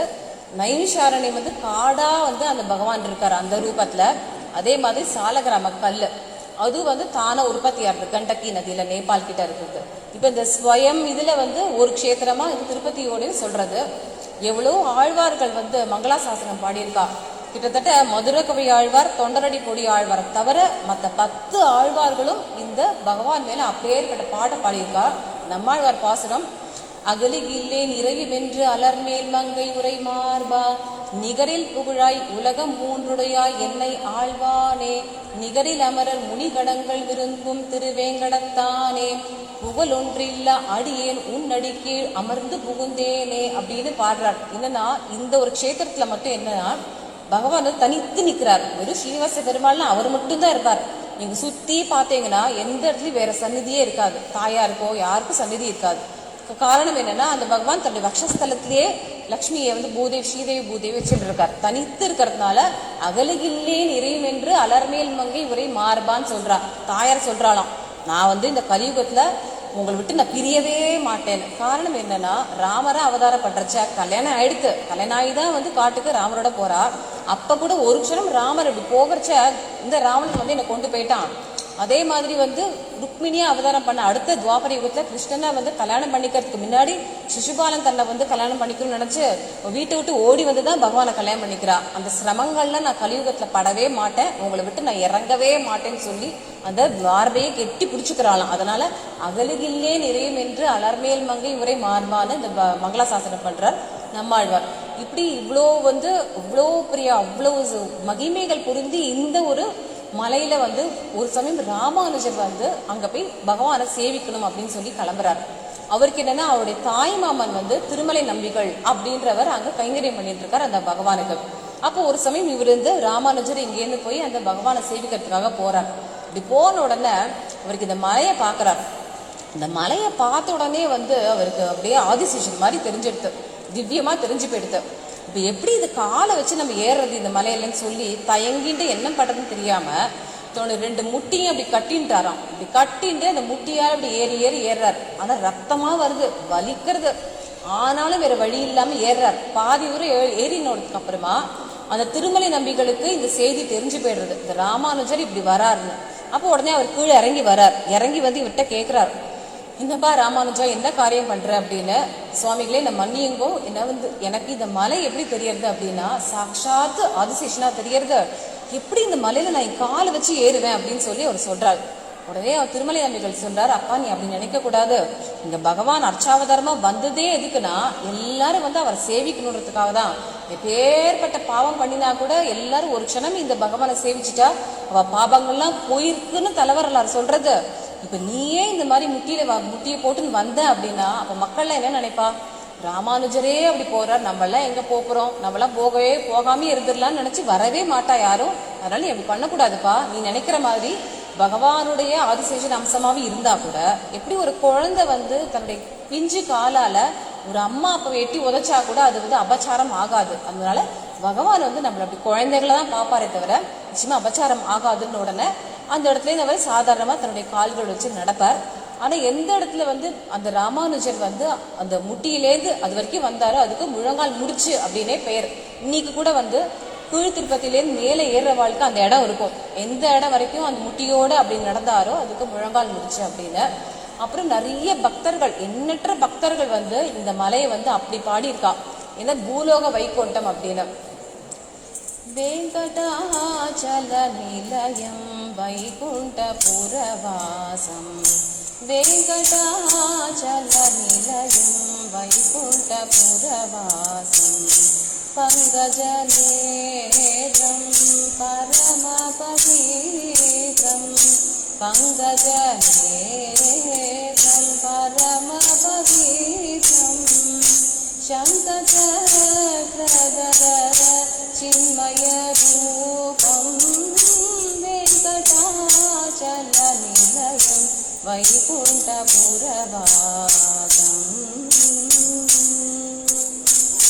அம்புஜோத்பவவினுதம் அகணித குணநாமம் அம்புஜோத்பவவினுதம் அகணித குணநாமம் தும்புரு நாரத கான விலோலம் தும்புரு நாரத கான விலோலம் வெங்கடாச்சல நிலையம் வைகுண்டபுரவாசம் மகர குண்டலதர மதன கோபாலம் மகர குண்டலதர மதன கோபாலம் பக்த போஷகி புரந்தர விட்டலம் பக்த போஷகி புரந்தர விட்டலம் வெங்கடாச்சல நிலயம் வைகுண்டபுரவாசம். இப்படியா இந்த மலைகளுக்கு இவ்வளோ பெருமை. இப்போ அடுத்த சரித்திரம் என்னன்னா, எப்படி இந்த மலையில எந்த காரணத்துக்காக பகவான் வைகுண்டத்தில் இறங்கி வந்தார், அப்புறம் யாரால இந்த பகவானை கண்டெடுக்கப்பட்டு ஒரு கோயில் அமைஞ்சதுன்றத அடுத்த இப்ப சரித்திரத்துல பார்க்க போறோம். இப்போ பகவான் ஏன் இந்த வைகுண்டத்தில் இறங்கி வந்தார் அப்படின்னா, ஒரு சமயம் பிரம்மாவுக்கும் நாரதருக்கும் ஒரு கான்வர்சேஷன், ஒரு சம்வாதம் நடந்தது. அப்ப பிரம்மா வந்து நாரதர் கிட்ட சொல்றார், அப்பா நாரதா, நான் வந்து இந்த கலியுகத்தோடைய ஒரு போக்க என்னோட ஞான திருஷ்டியில பார்த்தேன். இதை பார்த்த உடனே எனக்கு பயமா போயிடுது அப்படின்றார். என்ன காரணம்னா, இந்த கலியுகம் எப்படி இருக்குன்னா, அதர்மமே உண்மையே கிடையாது, எங்கேயுமே வன்முறை தான். ஒருத்தவங்களை அழிச்சாவது ஒருத்தரை கொலை பண்ணியாவது வாழணும் அப்படின்னு தான் மக்கள் நினைப்பாளாம். கொஞ்சம் கூட அங்க வந்து ஒரு நல்ல எண்ணமே இருக்காது. தர்மமே பண்ண மாட்டேன், பாபங்களே பண்ணுவேன்னு கங்கணம் கட்டி அலையக்கூடிய மக்கள், எல்லா ஆச்சாரங்கள் எல்லாம் துறந்து துராச்சாரமா வாழக்கூடிய மக்கள், யாருமே தாய் தந்தையரை பார்த்துக்க மாட்டா. அதே மாதிரி ஒரு அரசன் எப்படி ஒரு மக்களை காப்பாற்றணுமோ அரசன் காப்பாற்ற மாட்டான். அந்த அரசன் என்ன பண்ணுவானா, இந்த மக்களோட வரி பணத்திலையும் எடுத்து தான் சொத்து சேர்த்துப்பான். இப்படிதான் நடக்கிறது. இப்ப பாரு எல்லா இடத்துலயும் ஒரே சண்டை. இப்படிதான் கலியுகத்தோட போக்கு இருக்கு. இப்ப இவ்வளவு கோரமா இருக்கக்கூடிய இந்த கலியுகத்துக்கு ஏதாவது ஒரு காரியம் பகவான் பண்ணணும். எப்படின்னா, இப்போ வந்து இந்த கலியுகத்துக்கோ பகவான் வந்து ராமர் மாதிரியோ கிருஷ்ணர் மாதிரியோ இறங்க மாட்டேன்னு சொல்லிட்டார், அவதாரம் பண்ண மாட்டேன்னு சொல்லிட்டார். அப்போ ஒரே கதி என்னன்னா சாதுக்கள் தான். ஆனா சாதுக்கள் வந்து போனா கூட எல்லாரும் பயப்படுவா, சாதுக்கள் வந்து போய் சேவிச்சா நம்மளுடைய குற்றம் குறையெல்லாம் அவர் பார்த்துருவாரோன்னு. அப்ப எது பார்க்காது, கல்லு தான் பார்க்காது. இப்ப கல்லா இருந்துட்டா அந்த கல்லுல போய் நீ எப்படி பாவம் பண்ணாலும் அவர் பாட்டுக்கு நிக்கிறார். இப்ப இங்க வரவாள்லாம் வந்து இதுக்காக சொல்றேன், நம்ம எவ்வளவோ பாவம் பண்ணிட்டு இங்க வந்தா கூட பகவானுடைய ஆசீர்வாதம் எல்லாருக்கும் பண்ணிட்டே இருக்காரு. பாவம் பண்றோமோ பாவம் பண்ணலையோ, அது மாதிரி ஒரு கல் மாதிரி அவர் அர்ச்சாவதாரத்துல நின்றுட்டார் அப்படின்னா, இப்ப ஏற்பட்ட பாபியா இருந்தாலும் அங்க வந்து அவரை சேவிக்கரிச்ச இந்த பாபங்கள்லாம் போகும்பா. அதனால பகவானை தான் பிரேரணம் பண்ணணும். அவர் வந்து அர்ச்சாவதார மூர்த்தியா வந்து ஏதாவது இடத்துல வந்து எழுந்தள்ளணும் அப்படின்னு சொல்லி இந்த பிரம்மா வந்து இவரை சொல்றார் நாரதர் கிட்ட. இப்ப நாரதர் பாக்குறாரு, இப்ப டிராமா தானே எல்லாமே வந்து ஒரு நாடகம் தான். இப்ப அடுத்து தன்னுடைய வேலையை ஆரம்பிக்கிறார், கலகத்தை. இப்படி இந்த நாரதர் வந்து வீணை மீட்டிட்டே வர்றார். நாராயண ஹரி நாராயண ஹரி நாராயண ஹரி நாராயணா நாராயண ஹரி நாராயண ஹரி நாராயண ஹரி நாராயணா அப்படி மீட்டிலே வரைச்ச கங்கைக்கு ஓரமா வந்து நிறைய ரிஷிகள் அந்த முனிவர்கள்லாம் வந்து ஒரு யாகம் பண்ணிட்டே இருக்கா. இப்படி யாகம் பண்றச்ச இவர் போய் கேட்கிறார் இந்த முனிவர்கள்ட்ட எல்லாம், நீங்களே என்ன யாகம் பண்றீங்க, யாருக்காக பண்றீங்க அப்படின்னு. உடனே அவள்லாம் சொல்றா, நாங்க வந்து லோகக்ஷேமத்துக்காக தான் பண்றோம் அப்படின்னு. சரி, நீங்க லோகக்ஷேமத்துக்காக பண்ணுங்க, அதை பத்தி இல்ல. ஆனா இந்த யாகத்தோட பலனை, அதான் அபிச வந்து நீங்க யாருக்கு கொடுப்பீங்க? ஏன்னா ஒரு சாத்வீக தேவதைக்கு நீங்க கொடுத்தாதான் அதோட முழு பலனும் உங்களுக்கு கிடைக்கும். நீங்க என்னவோ மும்மூர்த்திகளுக்கு யாருக்கோ ஒருத்தர் தான் கொடுக்க போறீங்க. ஆனா அந்த மும்மூர்த்திகளுக்குள்ள யாருக்கு சாந்த பாவம், யாருக்கு வந்து சாத்வீக குணம் இருக்கோ அவளுக்கு நீங்க பார்த்து கொடுத்தாதான் உங்களுக்கு பலன் அடைக்கும் அப்படின்னு சொல்லி குழப்பி விட்டுட்டு போயிடுறார் நாரதர். இப்போ உடனே இந்த முனிவர்களும் இந்த ரிஷிகள்லாம் வந்து யோசிக்கிறான், இப்படி சொல்லிட்டு போயிட்டாரு இந்த நாரதர், என்ன ஒரு நமக்கு வந்து ஒரு தைரியம் இருக்குமா, மும்மூர்த்திகளை போய் நம்ம யார் போய் சோதனை பண்றதுக்கு, நம்ம போய் எப்படி கண்டுபிடிக்க முடியும் அப்படின்னு. உடனே அங்க பிருகுமுனிவர் வராராம். சப்த ரிஷிகள ஒருத்தர் பிருகுமுனிவர். அவருக்கு ஏற்கனவே வந்து ஆணவம் இருக்கு, அவருக்கு ஏற்கனவே ஒரு கர்வம் இருக்கு, தான் தான் வந்து தபஸ்லே சிறந்தவர், முனிவர்களே ஸ்ரேஷ்டர்னு. இப்ப இந்த முனிவர்களை என்ன பண்றா அப்படின்னா அவரை கூப்பிட்டு, பெரிய ரிஷியே நீங்களே வந்துட்டேங்க, எங்களுடைய பிரச்சனை ஒண்ணு இருக்கு, அதை நீங்க தான் தீர்த்து வைக்கணும், ஏன்னா எல்லார காட்டிலும் உங்களுக்கு தபஸ் ஜாஸ்தி இருக்கு அப்படின்னு அவரை புகழ்றார். ஏற்கனவே அவருக்கு அவ்வளவு ஆணவம் இருக்கு. இப்ப இவரெல்லாம் புகழ்ந்த உடனே இன்னும் அவருக்கு ரொம்ப கர்வம் வந்துடுறது. இந்த கர்வத்தோட அவர் கேட்கிறார், என்ன விஷயம் அப்படின்னு. யாகம் பண்ணியிருக்கோம், ஆனா இந்த நாரதர் வந்து என்ன சொல்றாரு அப்படின்னா, இது வந்து ஒரு சாத்வீகமான தேவதைக்கு தான் கொடுக்கணுமா, இப்ப மும்மூர்த்திகளை யார் சாத்வீகம் எப்படி கண்டுபிடிக்கிறது, நீங்க தான் போய் அவளை வந்து போய் நிரூபிச்சுட்டு வரணும், யாரு வந்து சாத்வீக குணமோட இருக்கா அப்படின்றத இவர் சொல்றார். உடனே பிருகுமுனிவர் நினைக்கிறார், தான் தான் ரொம்ப கிரேட்டுன்னு நினைச்சுட்டு அவர் அந்த ஆணவத்தோட போறார். போன முதல்ல பிரம்ம லோகத்துக்கு போறார். பிரம்மா வந்து அவர் பாட்டுக்கு சிருஷ்டி பண்ணிட்டே இருக்கார். சரஸ்வதி தேவி வீணை மீட்டிகிட்டே இருக்கா. இவர் போய் கூப்பிடுறார், அவருக்கு காதலே வாங்கிக்கல. இவர் நினைக்கிறார் இவ்வளோ கூப்பிடுறச்ச பிரம்மா வந்து அது காதலே வாங்கிக்கல, அப்பனா இவருக்கு என்ன கடவுள் நினைப்பா, அப்பனா உடனே சபிக்கிறாராம். இந்த மாதிரி நீ கடவுள் நினைக்கிறல்ல, உனக்கு பூலோகத்துல எங்கேயுமே கோயிலே இல்லாம போட்டோம் அப்படின்னு சபிச்சிடுறாரு. அப்புறம் பிரம்மா வந்து மன்னிப்பு கேட்கிறார். இவர் அங்கேன்னு கிளம்பி போயிடுறாரு. நேரா அடுத்தது சிவபெருமான் இருக்கக்கூடிய கைலாசத்துக்கு வர்றார். அங்க வரச்ச சிவபெருமான் பார்வதியோட நாட்டி ஆடிண்டே இருக்கார். நல்லா அப்படியே டான்ஸ் ஆடினே இருக்கிறச்சு இவர் கூப்பிடுறாரு. அவர் காதலே வாங்கிக்கல, அவர் பாட்டுக்கு இருந்துட்டு இருக்கார். அப்போ உடனே வந்து இவருக்கு மறுபடியும் கோவம் வந்துடுது. கோவம் வந்து உன்னோட ரூபத்தினாலையும் நீ நடனம் ஆடுறேன்றதுனால தானே உனக்கு கர்வம் இருக்கு, அதனால உன்னை பூலோகத்தை லிங்கமா தான் வந்து உன்னை பூஜை பண்ணுவான்னு சொல்லி சபிச்சிடுறார். இப்படியே வந்து சிவபெருமானும் மன்னிப்பு கேட்கறச்சு அவர் அங்கேயும் கிளம்பி போயிடுறார். இப்படி கிளம்பி போனோன்னு நேரம் இந்த வைகுண்டத்துக்கு வரார். இந்த வைகுண்டத்துல அந்த ஆதிசேஷனுடைய படுக்கையில படுத்துட்டு இருக்கக்கூடிய அந்த பகவானுக்கு தெரியாதா? தெரியும், எல்லாம் டிராமா தானே. அவர் அது வரைக்கும் லக்ஷ்மி தேவி கிட்ட பேசிட்டு இருந்தவர் இப்ப இவர் வரப்போறான்னு தெரிஞ்சு கண்ணை மூடிட்டாராம். கண்ணை மூடின்னு அவர் பாட்டுக்கு உட்காந்துட்டு இருக்கார். இப்ப இவர் வந்து நாராயணா கேசவா அப்படின்னு சொல்லிட்டே வர்றார்.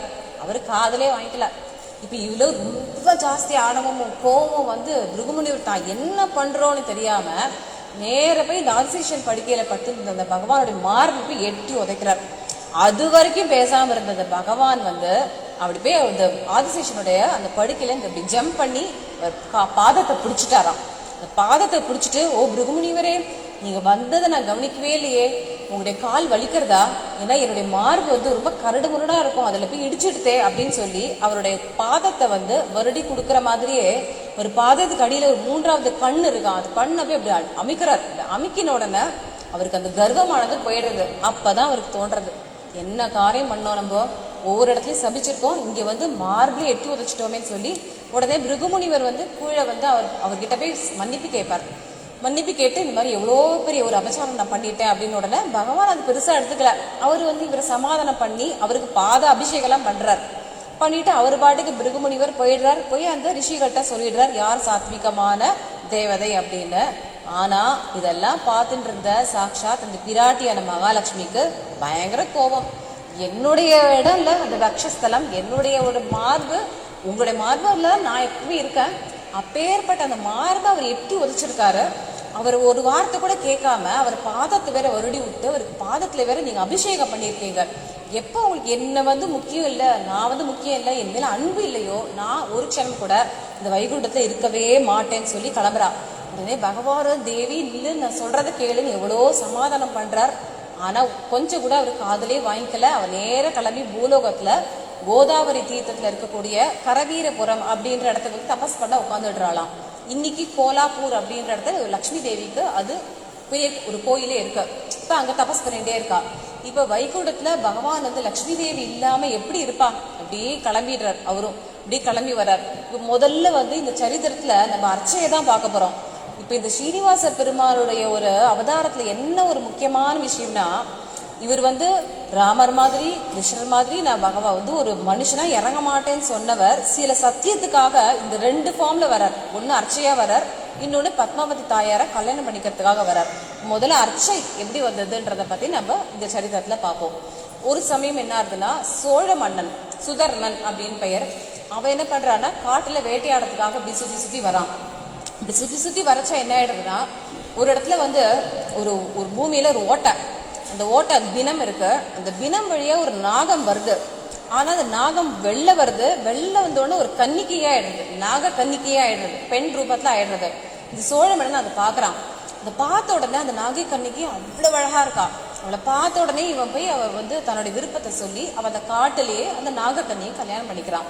இப்படி நாகக்கன்னிகையை வந்து கல்யாணம் பண்ணி கொஞ்ச நாள் அந்த காட்டிலேயே அவரோட வாழ்ந்துட்டே இருக்கான். அப்புறம் அவனுக்கு தோன்றது, இப்ப இனிமேலே நம்மளுடைய நாட்டுக்கு திரும்பி போகணும்னு சொல்லி அவளை சமாதானப்படுத்திட்டு தக்க சமயம் வரைச்ச நான் உன்னுடைய ராஜ்யத்துக்கு என்னோட ராஜ்யத்துக்கு நான் கூட்டுக்கிறேன்னு சொல்லி அவன் கிளம்பி போயிடுறான் அந்த ராஜா. இப்ப இந்த நாகக்கன்னிக்கு ரொம்ப விரக வேதனை படுறா, இப்படி கிளம்பி போயிட்டாரேன்னு. அப்புறம் திருப்பியும் அதே ஓட்ட வழியா அந்த தினம் வழியா பாதாள் லோகத்துலதான் அவருடைய இருப்பிடம், இந்த பாதாள் லோகத்துக்கு போயிடுறா. போன உடனே நாகராஜனான தன் தந்தை கிட்டக்க நடந்த விஷயங்கள்லாம் சொல்றா. சொன்ன உடனே அவரு ரொம்ப சந்தோஷப்படுறாரு, நீ நல்ல இடத்துக்கு தான் போய் வாழ்க்கப்பட்டிருக்க அப்படின்னு. ஆனா என்ன ஆயிடுதுன்னா, கொஞ்ச நாள் கர்ப்பவதி ஆகி ஒரு ஆண் குழந்தைய அவர் பெத்து எடுக்கிறா. அந்த குழந்தைக்கு ஒரு அரசனுக்கு என்னெல்லாம் வேணுமோ அதெல்லாம் சொல்லி சொல்லி சொல்லி வளர்க்குறாளாம். அதெல்லாம் கத்தியிலேருந்து என்ன குதிரை ஏற்றம், யானை ஏற்றம் என்னெல்லாம் சொல்லி கொடுக்கணுமோ அத்தனையும் சொல்லி கொடுக்குறா. இப்போ அந்த குழந்தைக்கு காளை பருவம் வந்துடுது, பெரியவன் ஆயிட்டான். இப்போ அவன் கேட்குறான், நீங்க தாய் எனக்கு, ஆனா என் தந்தை யாரு அப்படின்னு. உடனே நாகக்கன்னிக்கு அந்த விஷயங்கள்லாம் சொல்றா. சோழ அரசன் தான் அவனுடைய தந்தையில. இவனுக்கு ரொம்ப ஆசை, இந்த மகனுக்கு தன் தந்தை யாருன்னு பார்க்கணும்னு ரொம்ப ஆசைப்படுறான். அப்போ ஆசைப்பட்ட உடனே நேரம் இப்படி தேடி தேடி தேடி வரான். இப்படி தேடி வரைச்சா எந்த இடத்துல அப்புறம் எப்படியே கண்டுபிடிச்சிடுறா. எந்த இடத்துல சோழ மன்னன் இருக்கானோ அங்க கண்டுபிடிச்சிடுறார். கண்டுபிடிச்சதுக்கு அப்புறமா அந்த சோழராஜனும் தன்னுடைய முகஜாடையோட ஒரு மகன் வரதை பார்த்துட்டு அவருக்கு நினைவு வந்துடுறது. இந்த நாகக்கன்னிக்கும் தனக்கும் பிறந்த ஒரு குழந்தை தான் இதுன்னு சொல்லி அவனை சந்தோஷமா இந்த ராஜ்யத்துக்கு அழைச்சிட்டு அவருக்கு பாதி ராஜ்யத்தை கொடுக்குறார். எந்த இடம்னா இன்னைக்கு சொல்லப்படுற திருப்பதி, காஞ்சிபுரம், வேலூர், திருவள்ளூர் இதெல்லாம் சேர்ந்து தொண்டை மண்டலம் பேரு. ஆனா அந்த தொண்டை மண்டலத்தை அப்படியே பிரிச்சு இந்த பையனுக்கு கொடுத்துடுறான். அந்த தொண்டை மண்டலத்துக்குலாம் இவர் சக்கரவர்த்தியே இருந்ததுனால இவருக்கு தொண்டைமான் சக்கரவர்த்தி அப்படின்ற பெயரே ஆயிடுது இந்த மகனுக்கு. இப்ப இந்த தொண்டைமான் சக்கரவர்த்தி என்ன பண்றாரு அப்படின்னா, அவர் நல்லபடியா ராஜ்ய பரிபாலனம் பண்ணிட்டு இருக்கார். அவர் நல்ல ஒரு அரசனா இருக்கார். நிறைய மக்கள்லாம் அவருடைய ராஜ்யத்துல குடியேறா. அவனுக்கு இயற்கையாவே பகவான் பெருமாள் இடத்துல நல்ல ஒரு பக்தி இருக்கு. இப்படியா அவர் ராஜ்யம் பரிபாலனம் பண்ணிட்டே இருக்கச்ச ஒரு நாள் என்ன ஆயிடுதுன்னா, ஒரு இடையன் அவருடைய அரண்மனைக்கு வரான். அப்படி இடையன் வந்ததுக்கு அப்புறமா இந்த இடையன் சொல்றான், மன்னா நான் இந்த பக்கத்துல இருக்கக்கூடிய இந்த மலைக்கு என்னுடைய மாட்டெல்லாம் ஓட்டின்னு போறேன். ஆனா கொஞ்ச நாளா என்னன்னு தெரியல, எல்லா மாடுகளும் ஒரு புத்து ஒண்ணு இருக்கு. அந்த புத்துக்கு மேல இருந்து பால்லாம் தானே சொல்லிடுது. எப்படி சுரைக்கிறதுன்னு எங்களுக்கு தெரியல. நான் எவ்வளவு விரட்டினாலும் அந்த மாடெல்லாம் அங்க நின்று தன்னோட பாலெல்லாம் சுரந்துட்டு தான் வருது அப்படின்னு சொல்லி அவர் சொல்றான் இந்த ராஜா. இந்த இடையன் சொல்றான். உடனே இந்த ராஜா யோசிக்கிறார். அதே சமயத்துல உழவன் வரான். அந்த உழவன் சொல்றான், இந்த மாதிரி நானும் என்னுடைய பயிர், என்னுடைய கொல்லப்புறத்துல ஒரு பயிர்லாம் போட்டிருக்கேன். அதுல திணையை நான் போட்டிருக்கேன். ஒரு நாள் ஒரு காட்டு பன்றி வந்தது. அந்த பன்றி இதெல்லாம் மேய்ச்சிட்டே இருந்தது. எனக்கு கோவம் வந்தது. அந்த பன்றியை போய் அடிக்கிறதுக்காக போனேன். அந்த பன்றி என்ன பண்ணிட்டுனா நேர போய் இந்த மலையில இருக்கக்கூடிய இந்த புத்துல போய் மறைஞ்சு போயிடுது அப்படின்னு சொல்லி அந்த உழவனும் சொல்றான். இப்படி ரெண்டு பேரும் இந்த விஷயத்த சொன்ன உடனே அந்த ராஜாவுக்கு ஒரே அதிசயமா இருக்கு. இது என்ன இப்படி கூட நடக்குமா, எப்படி இது நடக்கும்னு அதே ஸ்மரணையிலேயே அவன் தூங்கிடுறான். தூங்கறச்ச பகவான் கனவுல வர்றார். நீலமேக ஷாமலனா இருக்கக்கூடிய இந்த பகவான் இந்த மன்னன்ட்ட சொல்றார், அப்பா தொண்டைமன் சக்கரவர்த்தி, நான் இந்த மலையில ஒரு புளிய மரம் இருக்கு. அந்த புளிய மரத்து பக்கத்துல ஒரு பெரிய புத்து இருக்கு. அந்த புத்துலதான் நான் வாசம் பண்ணிட்டு இருக்கேன். நீ என்ன பாலால் அபிஷேகம் பண்ணி நீ அந்த புத்தை கையாலேயோ ஒரு ஆயுதத்தை வச்சு எடுக்க கூடாது. பாலால் அபிஷேகம் பண்ணி எடுத்த அப்படின்னா என்னோட மூர்த்தியானது வெளியில வரும். அந்த மூர்த்தி வெளியில வந்ததுக்கு அப்புறமா அந்த மலையிலேயே ஒரு நல்ல இடமா பார்த்து என்னை பிரதிஷ்டை பண்ணி கோயில் நிர்மாணம் பண்ணணும். மக்கள்லாம் என்னை சேவிக்கிறதுக்கு நித்தியோத்சவம், பிரம்மோத்சவம் நடக்கக்கூடிய மாதிரி ஒரு ஏற்பாடை நீ பண்ணி என்னை ஆராதனை பண்ணு அப்படின்னு சொல்லி பகவான் அவருடைய கனவுல சொல்லிட்டு போறாரு. இப்போ உடனே அவர் முழிச்சுக்கிறார். தொண்டைமான் சக்கரவர்த்தி முழிச்சின உடனே ஏற்பட்ட திவ்ய கனவு. அடுத்த நாள் எழுந்தின உடனே அவர் எல்லா அமைச்சர்கள், எல்லா பெரியவர்கள் கிட்ட எல்லாம் சொல்றார் இந்த விஷயத்த. சொல்லி இந்த மாதிரி எனக்கு ஒரு கனவு வந்தது அப்படின்னு. உடனே எல்லாரும் ரொம்ப சந்தோஷப்படுறா. அப்ப குடங்குடமா பாலெல்லாம் எடுத்துன்னு போறா. இப்படி பாலெல்லாம் எடுத்துட்டு எல்லாரும் நாமகோஷம் பண்ணிட்டே போறா.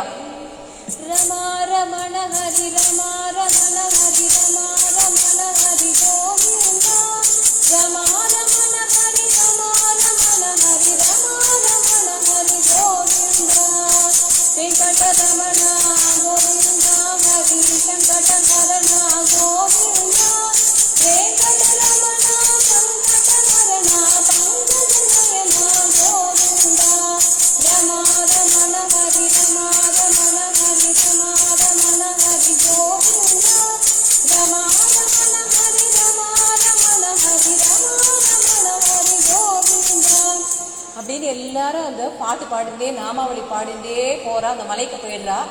மலைக்கு போனதுக்கு அப்புறமா கொஞ்சம் கொஞ்சமா கோவிந்தா கோவிந்தான்னு எல்லாரும் பாலபிஷேகம் பண்றா அந்த புத்துக்கு. இப்படி பண்ணிட்டே கட்சா முதல்ல வராக சுவாமி காட்சி கொடுக்குறாராம். மேலும் அந்த அப்படியே அபிஷேகம் பண்ண பண்ண பண்ண இப்படி எழுந்துக்கிறார் அந்த பெருமாள். எப்படி கோவிந்தா கோவிந்தா ஸ்ரீனிவாசா கோவிந்தா கோவிந்தா கோவிந்தா திருப்பதி ராஜா கோவிந்தா கோவிந்தா கோவிந்தா ஸ்ரீரங்கபேசா கோவிந்தா கோவிந்தா கோவிந்தா ரமா ரமண ஹரி கோவிந்தா கோவிந்தா கோவிந்தா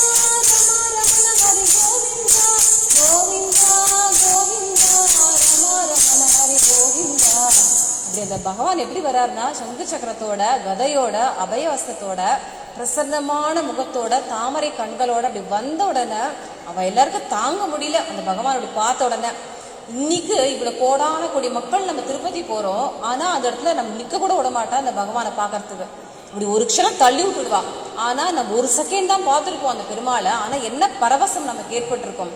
ஆனா அன்னைக்கு முதல்ல அந்த தொண்டைமான் சக்கரவர்த்தி பிரத்யட்சமா அந்த திவ்யமங்கல விக்கிரகமா இருக்கக்கூடிய ஸ்ரீனிவாச பெருமாளை நேர பாக்குறச்ச அங்க இருக்கக்கூடிய மக்கள் பக்தர்களுக்கு எல்லாம் ஆனந்த பாஷ்பம் வருது. அவளை துள்ளி குதிக்கிறா. இப்படி துள்ளி குதிச்ச உடனே அந்த தொண்டைமான் சக்கரவர்த்தி பிரார்த்தனை பண்றார் அந்த பகவான் கிட்டக்க. ஒவ்வொரு யுகத்துக்கும் நீதான் காப்பாத்துற. கிருத்த யுகத்துல நரசிம்மரா பிரகலாதனை காப்பாத்தினார். அப்புறம் திரேதா யுகத்துல ராமரா இவ்வளோ கும்பகர்ணன், ராவணன் போன்ற எண்ணற்ற அந்த அசுரர்கள்லாம் அழிச்சு தர்மத்தை ஸ்தாபனம் பண்ணின. துவாபர யுகத்துல கிருஷ்ணனா கம்சன், சிசுபாலன், தந்தபக்தன் போன்ற எண்ணற்ற அசுரர்களையும் வதம் பண்ணி தர்மத்தை ஸ்தாபனம் பண்ணின. அதே மாதிரி கலியுகத்துல இப்ப இவ்வளோ மக்களுக்கு அவ பாபத்தை போக்கி இறுதியா தன்னையே அடைமடியா ஒரு மூர்த்தியா நீ எழுந்துள்ளிருக்கியா அப்படின்னு பல விதத்துல அந்த மன்னன் ஸ்துதி பண்றான். இப்ப பகவான் அந்த அர்ச்சையிலே பேச ஆரம்பிக்கிறார் அந்த தொண்டைமான் சக்கரவர்த்தி கிட்டக்க. என்ன சொல்ற அப்படின்னா, அப்பா நான் ஒரு சத்தியவாக்கு சொல்றேன் உனக்கு. நான் எப்படி திரேதா யுகத்துல எனக்கு சுக்ரீவன் எப்படியோ அதே மாதிரி நீனு இந்த யுகத்துல, துவாபர யுகத்துல நான் கிருஷ்ணனா வரைச்ச எனக்கு அர்ஜுனன் எப்படியோ அதே மாதிரி ஒரு சகாபாவம். தொண்டைமான் சக்கரவர்த்திக்கு பகவான் அந்த அர்ச்சையிலே சொல்றார், நீ ராஜ்யம் பண்றச்ச உனக்கு எப்பேற்பட்ட ஒரு துக்கம் வந்தாலும் நான் உன்னை சத்தியமா காப்பாத்துவேன் அப்படின்னு ஒரு நண்பன் கிட்ட ஒரு நண்பன் எப்படி ஒரு ஈஸியா கேட்க முடியுமோ, சுலபமா கேட்க முடியுமோ, அந்த மாதிரி நீ எப்பேற்பட்ட ஒரு பிரச்சனை வந்தாலும் என்னை கேளுன்னு சொல்றார். அப்புறம் மேலும் அந்த பகவான் சொல்றார், இந்த மலையிலேயே ஒரு நல்ல இடமா பார்த்து என்னை பிரதிஷ்டை பண்ண ஒரு கோயில் அமைச்சு நீ அதுக்கப்புறம் வழிபாடெல்லாம் பண்ணி மக்கள்லாம் வந்துட்டு போற அளவுக்கு ஒரு வசதியை பண்ணி கொடுன்னு சொல்றார். ஆனா அப்போ இதெல்லாம் நடந்தது கலியுக ஸ்டார்டிங்ல நடந்த விஷயம் இதெல்லாம். ஆனா அதுக்கப்புறமா எவ்வளோ ராஜாக்கள் வர வர கிருஷ்ணதேவராயர் எவ்வளோ பேர் அதுக்கு எவ்வளோ நகைகள்லாம் கொடுத்து நிறைய ரெனோவேட் பண்ணியிருக்கா அந்த கோயிலை. அப்பெல்லாம் நடந்து போற அளவுக்கு தான் வசதிகள் இருந்தது. ஆனா இன்னைக்கு பார்த்தோம்னா சுலபமா நம்ம கார்லயும் பஸ்லயும் எப்படி வேணா போலாம். அப்படி அவர் அமைச்சு கொடுத்துருக்காருன்னா இப்ப வழியா அவ்வளோ வேலைகள் நடந்திருக்கு. ஆனா முதல்ல தொண்டைமான் சக்கரவர்த்தி தான் அது காரணம். அதை பிரதிஷ்டை பண்ணி அதத்துல கோயில் நிர்மாணம் பண்றான். இப்ப இந்த தொண்டைமான் சக்கரவர்த்தியோட வாழ்க்கையிலையும் அவர் ராஜ்ய பரிபாலனை பண்றச்ச நிறைய லீலைகள் பகவான் பண்றார். ஆனா அதுல முக்கியமான 2 லீலை என்னன்னா, ஒரு சமயம் இந்த தொண்டைமான் சக்கரவர்த்தி அவரோட அரண்மனையில உட்கார்ந்துட்டு ராஜ்ய பரிபாலனை பண்ணிட்டு இருக்காரு. அப்ப என்ன இருந்ததுன்னா, கூர்மன் அப்படின்ற ஒரு பிராமணன், அந்த பிராமணன் இந்த தொண்டைமான் சக்கரவர்த்தி பற்றி கேள்விப்பட்டு வரான். அந்த அரச கை கூப்பி வணங்குறான். ராஜா, உங்களோட பெருமைகள்லாம் நான் கேட்டிருக்கேன், எனக்கு ஒரு உதவி நீங்க பண்ணணும் அப்படின்னு சொல்லி கேட்கிறான். உடனே தொண்டைமான் சக்கரவர்த்தி கேட்கிறார், உனக்கு என்ன உதவி பண்ணணும்னு சொல்லு அப்படின்னு. உடனே நான் தீர்த்த யாத்திரையெல்லாம் போலான் இருக்கேன். என்னோட மனைவி என்னோட குழந்தைய ரொம்ப சின்னவாளா இருக்கா. நான் இப்படி போகிறச்சா அவளுக்கு உடல்நிலை சரியா இல்லாம போயிடும். அதனால நான் போயிட்டு வர வரைக்கும் இவாளை நீங்க உங்களுடைய பாதுகாப்புல வச்சுருந்தா போதும், அந்த உதவி மட்டும் நீங்க பண்ணினா போதும் அப்படின்னு சொல்றாரு. உடனே ராஜாக்கு ஒன்றும் பெரிய விஷயமே இல்லை. வேற ராஜ்யம் வச்சிருக்கார். இப்ப 2 பேரை காப்பாத்துறது ஒன்றும் அவருக்கு பெரிய விஷயம் கிடையாது. அதனால அவர் சரிப்பா தாராளமா நீ போயிட்டு வா, இவாளை சத்தியமா நான் காப்பாத்துறேன் அப்படின்னு சொல்லி அந்த தாயும் அந்த குழந்தையும் ஒரு தனியா ஒரு மாளிகை அமைச்சு அந்த மாளிகையில கிட்டத்தட்ட 1 வருஷத்துக்கு எவ்வளவு தானியங்கள், சாப்பாட்டுக்கு வேண்டிய என்னென்ன உணவு வகைகள்லாம் வேணுமோ அத்தனையும் அதே இடத்துல வச்சு பூட்டி சாவியை அந்த தொண்டைமான் சக்கரவர்த்தி தானே வச்சுக்கிறாரு. வச்சுட்டு இருக்காரு. ஆனா இவரோ ராஜா, எவ்வளோ வேலைகள் வரும், அது மறந்து போயிடுது அவருக்கு. இப்படி ஒருத்தரை நம்ம பூட்டி வச்சிருக்கோம், சாவி நம்மகிட்ட இருக்குன்றத கொஞ்சம் கூட மறந்து போயிட்டார், நினைவே இல்லை. இப்படி இருக்கச்ச சில மாசங்கள் ஆறுது. மறுபடியும் அந்த கூர்மன்ற அந்த பிராமணன் வரார். இந்த மாதிரி அந்த ராஜாவை போய் வணங்குறாரு. இந்த ராஜாவை போய் வணங்கின உடனே அவருக்கு ஒரு விஷயம் திடுக்குன்னு ஆயிடுது. இவ்வளோ நாளா நம்ம ஒரு குழந்தையும் ஒரு தாயும் ஒரு இடத்துல பூட்டினோமே, கொஞ்சம் கூட நம்ம ஒரு நாள் கூட போய் பார்க்கலையே, யாரையும் பார்க்க கூட சொல்லலையே அப்படின்னு ஒரு விஷயம் பதறி போயிடுறார். இருந்தாலும் சமாளிச்சுட்டு அவர் கேட்கிறார், நான் இப்ப உங்களோட கிருப்பையால நீங்க பண்ண இந்த பெரிய உதவினால எல்லாத்தையும் நல்லபடியா நான் பெருமாளெல்லாம் சேவிச்சு தீர்த்த யாத்திரை நல்லபடியா முடிஞ்சதுன்னு சொல்லி பிரசாதங்கள்லாம் கொடுக்குறார். என்னுடைய மனைவியும் என் குழந்தையும் நான் என்னோட கூட்டின்னு போயிடுறேன், அவன் எங்க இருக்கா அப்படின்னு கேட்கிறார். உடனே அவர் சொல்றாரு சமாளிச்சுட்டே, அப்பா கூர்மா, நீ இப்பதான் வந்திருக்க, நீ கொஞ்சம் ரெஸ்ட் எடுத்துக்கோ, உணவெல்லாம் சாப்பிடு, நான் அவளை போய் கூட்டின்னு வரேன் அப்படின்னு சொல்லிட்டு இவர் ஓடுறார். இந்த தொண்டைமான் சக்கரவர்த்தி என்ன பண்றாருன்னா, நேர எந்த இடத்துல அந்த பூட்டி வச்சாரோ அந்த அரண்மனைக்கு ஓடுறாரு. இப்படி ஓடினா என்ன ஆயிடுது அப்படின்னா, அந்த இடத்துல பார்த்தா திறந்து பார்த்தா பாதி உடம்பு பாதி பிணம், இப்படி எலும்பா 2 பேரும் செத்து போயிருக்கா. காரணம் என்னன்னா, இவரு கொடுத்த அந்த உணவு அவளுக்கு பத்தாம வெளியிலேயே எங்கேயும் ஓடி வர முடியாம அந்த மாளிகையிலே அது செத்து போயிட்டா. இதை பார்த்தாரோ இல்லையோ அப்படியே கதறி அடிச்சுன்னு அழறா தொண்டைமான் சக்கரவர்த்தி.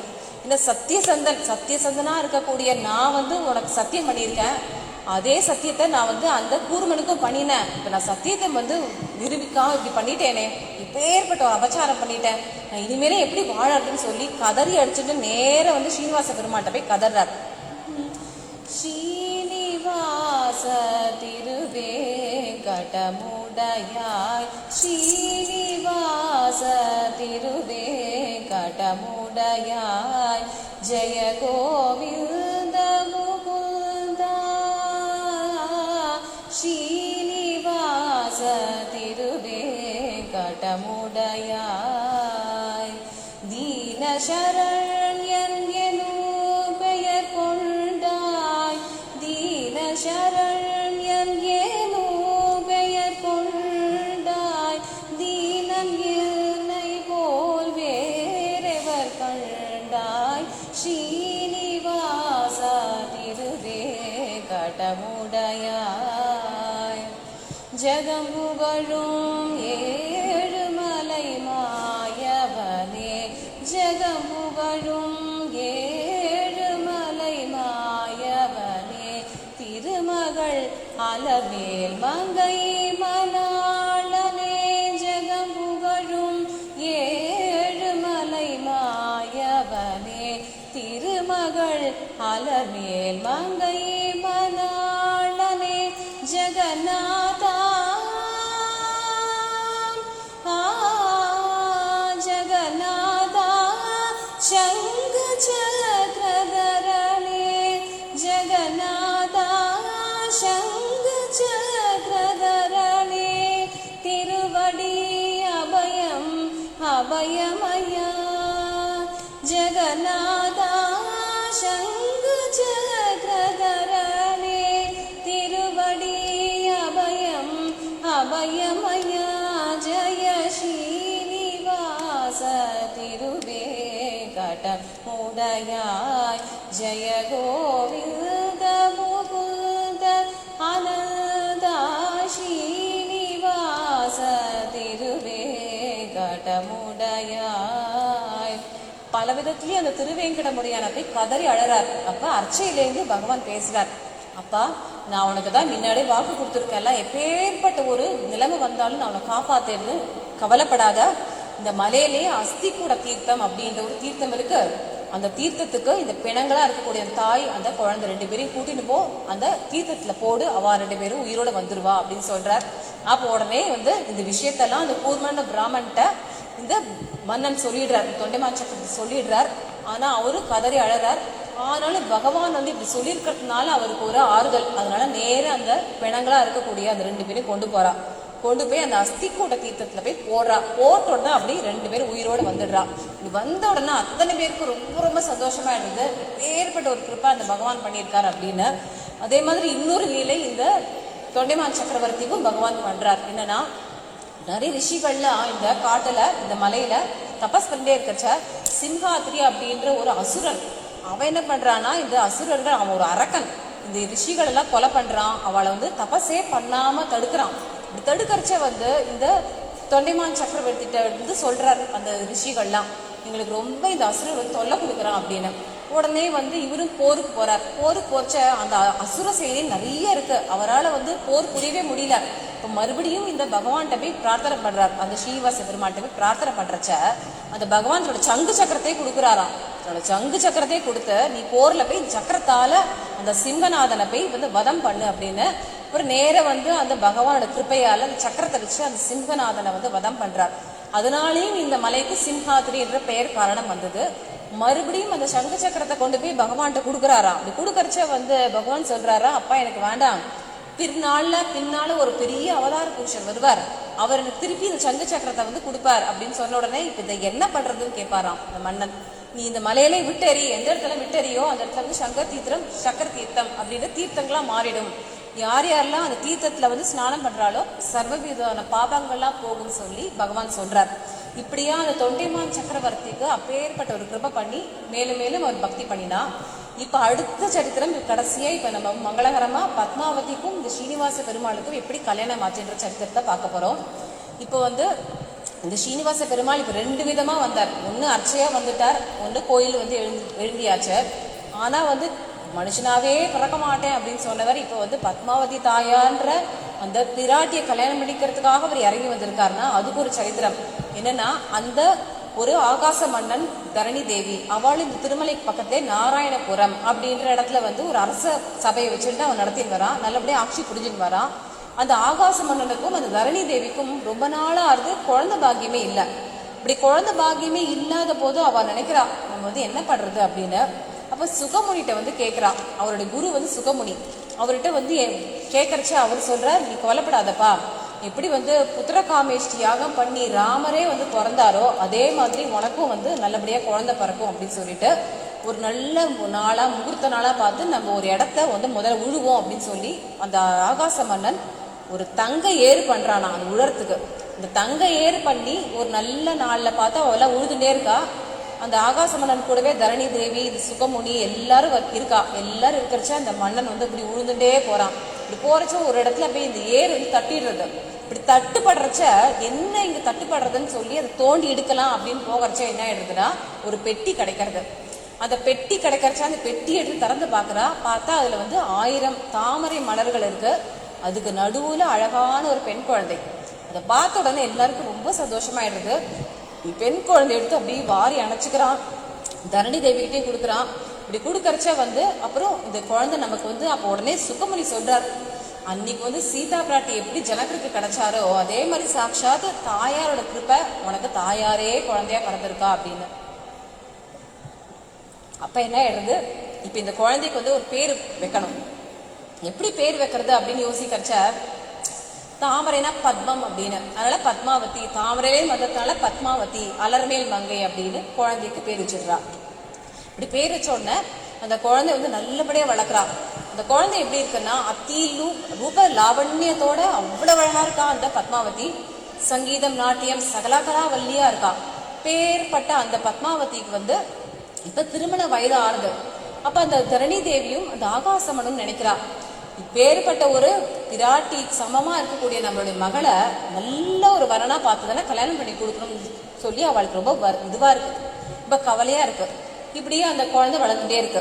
இந்த பக்கம் பகவான் வந்து திருமலை வைகுண்டத்தை இறங்குறார் இல்லையா, அவர் இப்படி இந்த மலையில எல்லாம் அலைஞ்சுட்டே இருக்காராம் ஸ்ரீனிவாச பெருமாளா. இப்படி அலைஞ்சுட்டே இருக்கச்ச அவர் வந்து ஒரு சமயம் வராக கஷேத்திரத்தினால அந்த வராக பகவானை பாக்குறாரு. வராக பகவானை பார்த்துட்டு பகவான் வந்து தன்னுடைய நிலைமைய சொல்றாரு. சொன்ன உடனே எனக்கு இந்த மலையில ஏதாவது ஒரு சின்ன இடம் கொடுங்கோ நான் இங்க தங்கறதுன்னு கேட்கிறாராம். இந்த வராக சுவாமி நான் உனக்கு இடம் கொடுக்குறேன், ஆனா எனக்கு பைசா கொடுன்னு கேட்கிறாராம். உடனே பகவான் சொல்றார், ஏற்கனவே நான் வந்து என்னுடைய லக்ஷ்மி தேவி என்னை விட்டுட்டு போயிட்டா, என்னால வந்து பைசாலாம் கொடுக்கறதுக்கு எனக்கு எதுவும் கிடையாது. ஆனா நான் ஒரே ஒரு நிபந்தனை மட்டும் உங்களுக்கு சொல்றேன், என்னை வந்து சேவிக்கிறதுக்கு முன்னாடி இந்த வராக கஷேத்திரமான உங்களுடைய கோயிலை வந்து முதல்ல சேவிச்சுட்டு உங்களுக்கு காணிக்கை கொடுத்துட்டு அதுக்கப்புறம் என்னை வந்து சேவிக்கட்டும் அப்படின்னு சொல்லி சொல்றாரு. இப்ப வராகமூர்த்தியும் சரின்னு சொல்லி ஒரு சின்ன இடம் கொடுக்குறாரு. இப்படி கொடுத்த உடனே வராகமூர்த்தி சொல்றார், நீ வந்து பாவம் கஷ்டப்பட்டு அங்கேருந்து வந்திருக்க வைகுண்டத்துலேருந்து, உன்னை பாத்துக்கிறதுக்கு யாராவது ஒருத்தி வேணும் இல்லையா, என்னோட சிஷ்யை இங்க இருக்கா, என் பக்தை வகுலமாளிக்கான, அவளையே நான் உனக்கு தாய் மாதிரி நான் வந்து உனக்கு வச்சிடுறேன் அப்படின்னு சொல்றார். இப்ப வகுலமாளிக்கு யாரு அப்படின்னா, பூர்வ ஜென்மத்துல துவாபர யுகத்துல வந்து யசோதையா இருந்தவதான் இப்ப வகுலமாளிக்கையா வந்து அவதாரம் பண்ணியிருக்கா.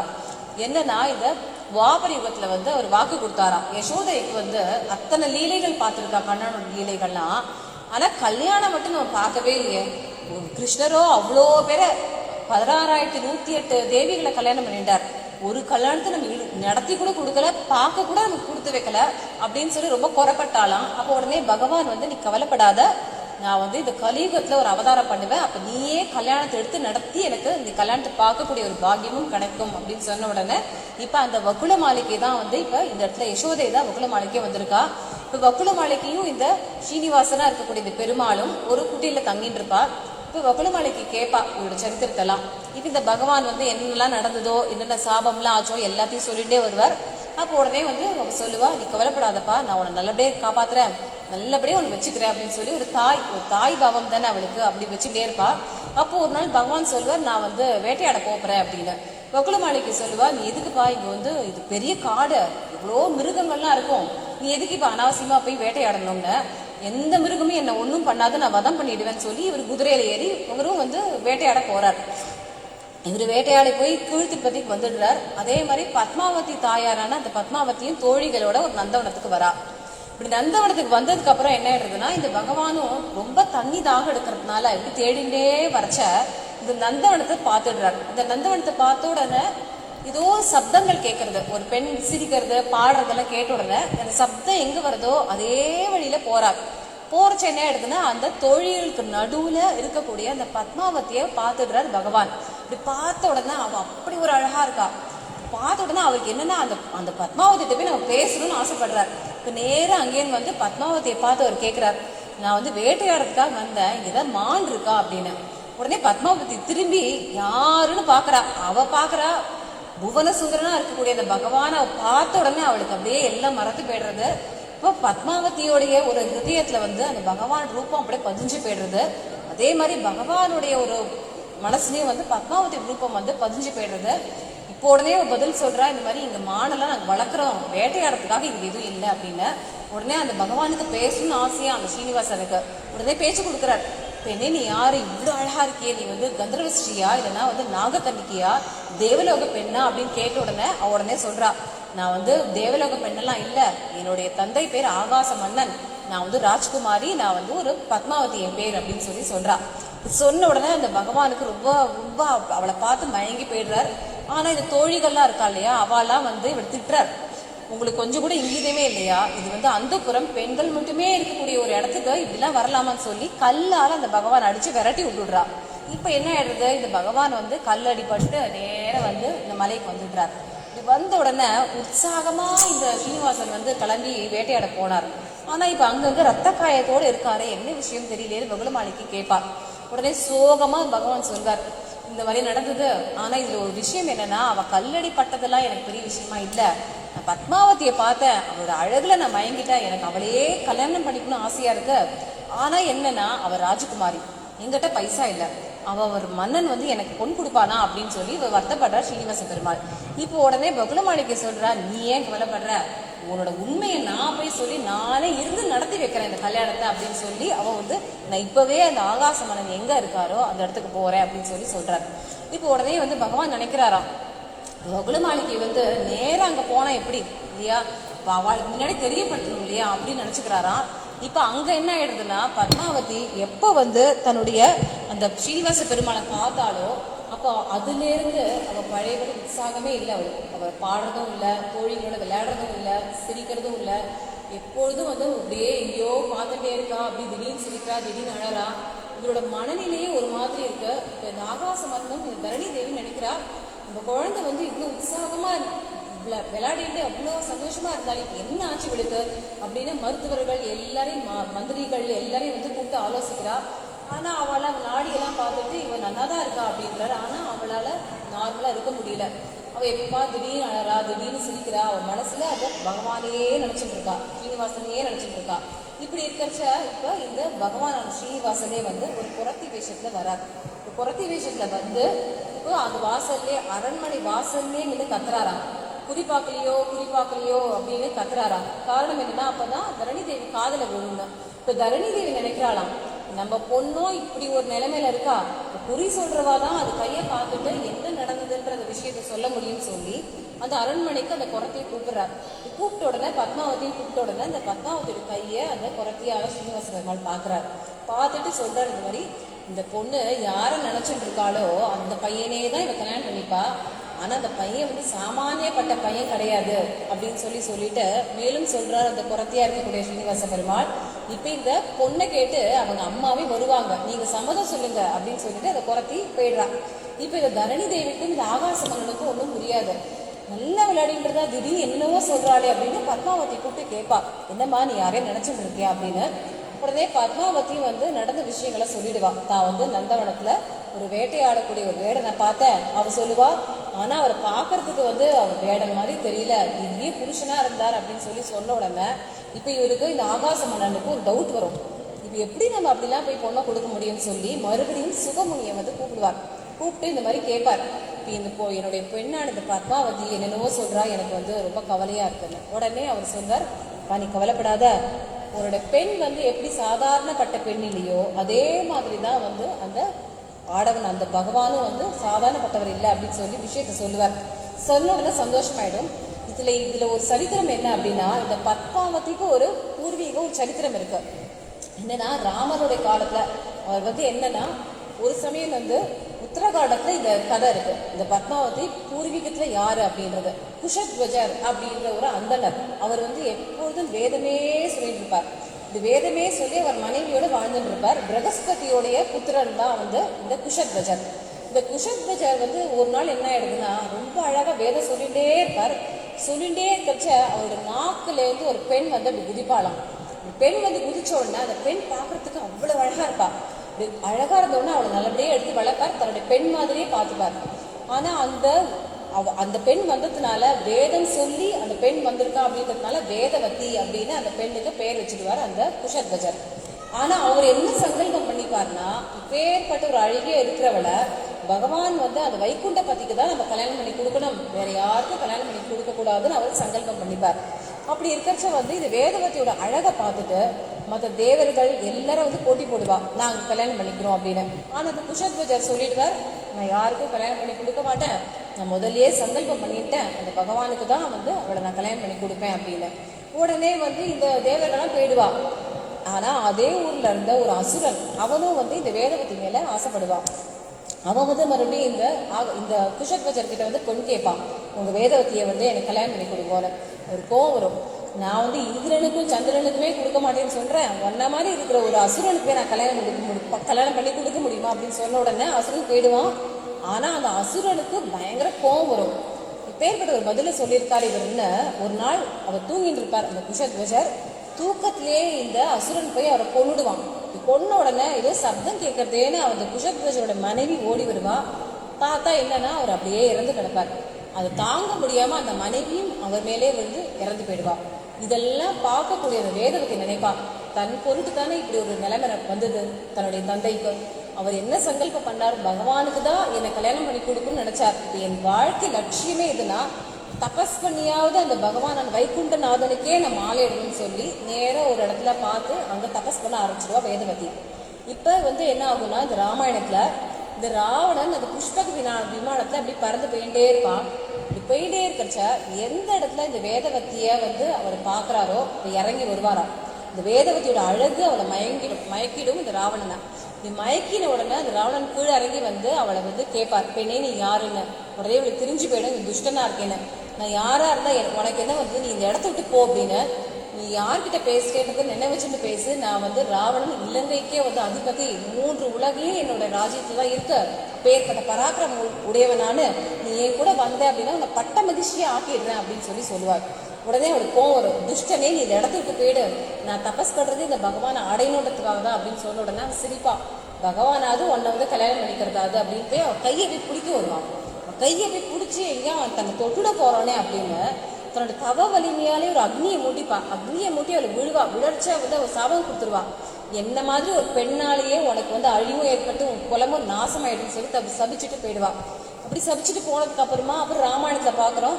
இப்ப ராமர் வந்து சீதையை கல்யாணம் பண்ணிக்கிறார். அப்புறம் கைகேயியோட ஒரு வரத்தினால 14 வருஷம் வந்து காட்டுக்கு போறா. 13 வருஷமும் நல்லபடியா போயிடும். இப்ப லாஸ்ட் அந்த 1 இயர்ல வந்து ராவணன் வந்து இப்ப சீதையை கடத்தின்னு போற அந்த கட்டம். அப்ப ராமர் வந்து சீதை கிட்ட சொல்வாராம், அம்மா இப்ப வந்து ராவணன் வந்து உன்னை கடத்திட்டு போக போறான், இந்த சமயத்துல நான் ஒரு உபாயம் சொல்றேன், நான் அக்னி பகவானை வந்து பிரார்த்தனை பண்றேன். இப்ப அக்னி பகவான் வந்து உன்னை வந்து அவர்கிட்ட சேர்த்துப்பார்.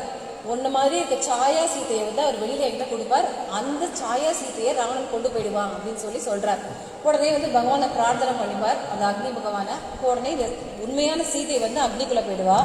இப்ப அக்னியிலேருந்து எந்த சீதை வருவானா, சாயா சீத்தை. யாருன்னா இந்த வேதவதின்ற சாயா சீதைய அவர் வந்து கொடுப்பார் அக்னி பகவான். இப்படி கொடுத்த உடனே இந்த ராவணன் அந்த சாயா சீதையை வந்து கூட்டிட்டு போயிடுவார். அதுக்கப்புறம் மேல ராவணன்லாம் வதம் பண்ணி மறுபடியும் அவளை அக்னி பிரவேசனம் பண்ண வைக்கிறச்ச இப்போ பகவானை பிரார்த்தனை பண்றச்சு அக்னி பகவானை, அந்த அக்னி பகவான் 2 பேரையும் கொடுப்பாராம். உண்மையான சீதையும் கொடுத்துருவார், அப்படி சாயா சீதையா இருக்கக்கூடிய அந்த வேதவத்தையும் கொடுத்துட்டு, அப்போ வந்து சீதையும் வந்து சொல்லுவா, அக்னி பகவானும் சொல்லுவார், நீங்க வேதவத்தையை கல்யாணம் பண்ணிக்கணும் அப்படின்னு. உடனே வந்து ராமர் சொல்வார், நான் இந்த ஒரு அவதாரத்துல வந்து நான் வேற யாரையும் கல்யாணம் பண்ணிக்க மாட்டேன், ஏகபக்தி விரதமா இருக்கேன், நான் வரக்கூடிய கலியுகத்துல நிச்சயமா அவனை கல்யாணம் பண்ணிக்கிறேன் அப்படின்னு சொல்லி வாக்கு கொடுப்பார். இப்ப அந்த வாக்குனால, அதனால அங்க திரேதா யுகத்துல சொன்ன ஒரு வாக்குனாலையும் துவாபர யுகத்துல அந்த யசோதைக்கு கொடுத்த ஒரு வாக்குனால இப்ப ஸ்ரீனிவாச பெருமாளா வந்து இப்ப பத்மாவதியா, அந்த வேதவதியா இருக்கக்கூடிய பத்மாவதி தான் இப்ப வந்து அவதாரம் பண்ணி இப்ப கல்யாணம் பண்ணிக்க போறார். இப்ப மேலும் என்ன ஆயிடுதுன்னா, இது சுகமணி சொன்ன உடனே இப்ப ஆகாச மன்னனுக்கு ஓரளவுக்கு சமாதானம் ஆயிடுவார். சமாதானம் ஆகி இப்ப அடுத்தது என்ன பண்ணணும்னா, இப்ப பகவான்கிட்ட ஒரு லெட்டர் மாதிரி எழுதணும், ஒரு ஓலை எழுதுவார். ஓலை எழுதி பகவான்கிட்ட வந்து இந்த மாதிரி என்னோட பெண்ணான பத்மாவதியை உங்களுக்கு கல்யாணம் பண்ணிக்கிறதுக்கு சம்மதமா அப்படின்னு கேட்டு சுகமுனிகிட்டே கொடுத்து அனுப்புவார். இப்போ சுகமுனியும் நேரவே அந்த பகவான் இடத்த கொடுக்கறச்ச அந்த பகவானும் வந்து தனக்கு சம்மதம் அப்படின்னு பதில் ஓலையை கொடுத்து அனுப்புவார். இப்படி கொடுத்த உனக்கு அப்புறமா இப்ப கல்யாணம் வந்து 2 பேருக்கும் பிடிச்சு போயிடும் 2 இடத்துலயும். ஆனா இப்ப கல்யாணம் வந்து முகூர்த்தம் வந்து குறிக்கணும் இல்லையா, நல்ல நாள் பார்த்து. அப்ப மாப்பிள்ளையும் பெண்ணுக்கும் என்ன நட்சத்திரம் இருக்கோ அதுக்கு ஏத்த மாதிரி ஒரு நட்சத்திரத்தை ஒரு நாளை குறிக்கணும். இப்ப இந்த பகவானுக்கு புரட்டாசி ஸ்ரவணமா, அவளுக்கு மிருகசீஷமா நட்சத்திரம். அதனால அதுக்கேற்ற மாதிரி வைகாசி உத்தர பங்குனியில ஒரு வெள்ளிக்கிழமைக்கு வந்து ஒரு முகூர்த்த நாளை வந்து குறிச்சிடுவா. இப்படி குறிச்ச உடனே என்ன ஆயிடுன்னா, மறுபடியும் பத்திரிகை எல்லாம் அடிச்சு அதையும் பகவான் எடுத்து சுகமுனி மூலமாவே வந்து இந்த ஆகாசபலன் கொடுத்து அமைச்சிடுவார். இப்படி கொடுத்து அமைச்சதுக்கு அப்புறமா என்ன ஆயிடும்னா, இப்ப பகவான் அந்த நாள்லாம் வந்து மாப்பிள்ளை தான் வந்து அந்த கல்யாணமும் பண்ணணும், செலவெல்லாம் ஏத்துக்கணும். இப்ப பகவான் வந்து எல்லா தேவர்கள்லாம் கூப்பிடுவார், பிரம்மா இந்திரன் எல்லாரையும். அப்ப எல்லாரும் வருவா. எல்லாரும் வந்தோடனே விஷயத்த சொல்வார் பகவான், இந்த மாதிரி எனக்கும் பத்மாவதிக்கும் இப்ப கல்யாணம் ஆக போறது அப்படின்னு. உடனே எல்லாரும் ரொம்ப சந்தோஷப்படுவா. உடனே பகவான்கிட்ட சொல்லுவா, நீங்க கவலையே படாதீங்கோ, நாங்க இவ்வளோ பேர் இருக்கோம், நாங்க எல்லாரும் ஒவ்வொரு வேலையை ஏத்துக்கிறோம் அப்படின்னு சொல்லி. உடனே இந்திரன் வந்து நான் நிர்வாகத்தெல்லாம் கவனிச்சுக்கிறேன் அப்படின்வார். அப்புறம் அக்னி பகவான் வந்து நான் வரவாளுக்கு நான் நல்லபடியா சமைச்சு எல்லாருக்கும் வந்து உணவு போட்டுடுறேன் அப்படின்னு சொல்வார். அப்படி ஒவ்வொருத்தரா ஒரு வேலையை ஏற்றுப்பாங்க. ஆனா இதுக்கெல்லாம் யார் பைசா கொடுப்பா? அப்ப குபேரன் தான் வந்து கொடுக்குறாரா இவங்க 1,14,00,000 கட்டி தங்க வராமல் அவங்க கொடுப்பாராம் கடனா. எல்லாரும் ஒரு நகைச்சுவையா சொல்லுவா, இன்னி வரைக்கும் இந்த ஸ்ரீனிவாச பெருமாள் வந்து வட்டியே கட்டிட்டு இருக்காரு, அசலை கட்டாத அப்படின்னு. உண்டியில போடுறதெல்லாம் அவருக்கு வட்டியா போயிட்டு இருக்கு அந்த குபேரனுக்கு அப்படின்னு. அந்த மாதிரி அந்த பகவான் வந்து குபேரன் வாங்கி வாங்கி அப்படி கட்டின உடனே என்ன ஆயிடுது, ஒரு வழியா வந்து கல்யாணம் நிச்சயம் ஆயிடுது. இப்ப அடுத்தது வந்து கல்யாணத்துக்கு மாப்பிள்ளை ஆயிடுது வரார். எப்படி வர்றாருன்னா, பகவான் வந்து மலையிலேருந்து ஒரு யானை மேலே ஏறி வராராம்.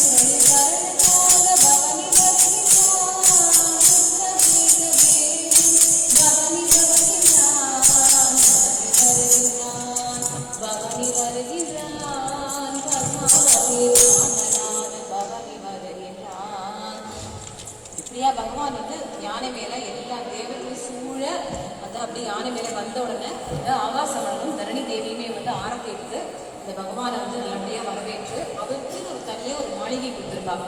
அந்த மாளிகையில வந்து அவர் அமர சொல்லி, அதுக்கப்புறம் அவருக்கு வேடு நகைகள் அவருக்கு என்னென்னலாம் வேணுமோ எல்லாத்தையும் வந்து சீதனமா கொடுத்து அவரை வச்சிருப்பான். அதே மாதிரி அடுத்த நாள் வந்து விடிஞ்சா இப்ப கல்யாணம், எல்லாரும் வந்து கூப்பிடறாளாம் இந்த கல்யாணத்துக்கு. கல்யாணம்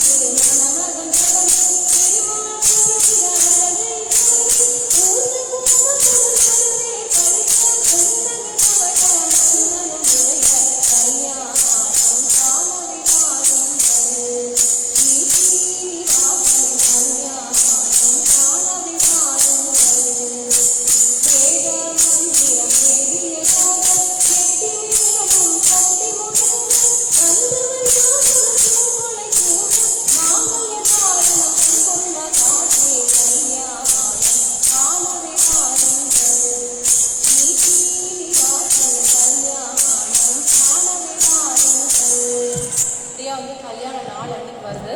இப்போ சப்த ஒரு நதியிலே எடுத்து வர தீர்த்தத்தினால அந்த பகவானுக்கு ஸ்நானம் பண்ணி பட்டாடையெல்லாம் உடுத்தி அவர் வந்து வைஜெயந்தி மாலையெல்லாம் போட்டு அழகான வைரக்கிரீடம்லாம் கொடுக்குறாராம் அந்த ஆகாசமுடன். அப்படியே அழகாக அலங்காரம் பண்ணிட்டு மாப்பிள்ளை மாதிரி அவர் நேரம் வந்து திருமணத்தில் எந்த இடத்துல மேடை இருக்கோ அந்த இடத்துல வந்து அமர்ந்துக்கிறார். அதே மாதிரி பத்மாவதிக்கும் வந்து அழகான பட்டுப்புடவை ஏகப்பட்ட நகைகள்லாம் அழிஞ்சிட்டு அவளும் தாமரையால ஒரு மாலையை போட்டுட்டு 2 பேரும் வந்து உட்காந்துக்கிறா. அமர்ந்த உடனே முதல்ல மாலை மாத்திக்கிறாங்க 2 பேரும். மாலை மாத்தினதுக்கு அப்புறமா சாட்சாத் வசிஷ்டரும் பிரகஸ்பதியும் தான் வந்து மந்திரம் சொல்றாளாம் அந்த கல்யாணத்துக்கு. இப்படி சொல்றச்ச எல்லாரும் கூடியிருக்கா, அத்தனை தேவர்கள் எல்லாரும் கூடியிருக்கா, எல்லாருக்கும் ரொம்ப ஆனந்தமா இருக்கு.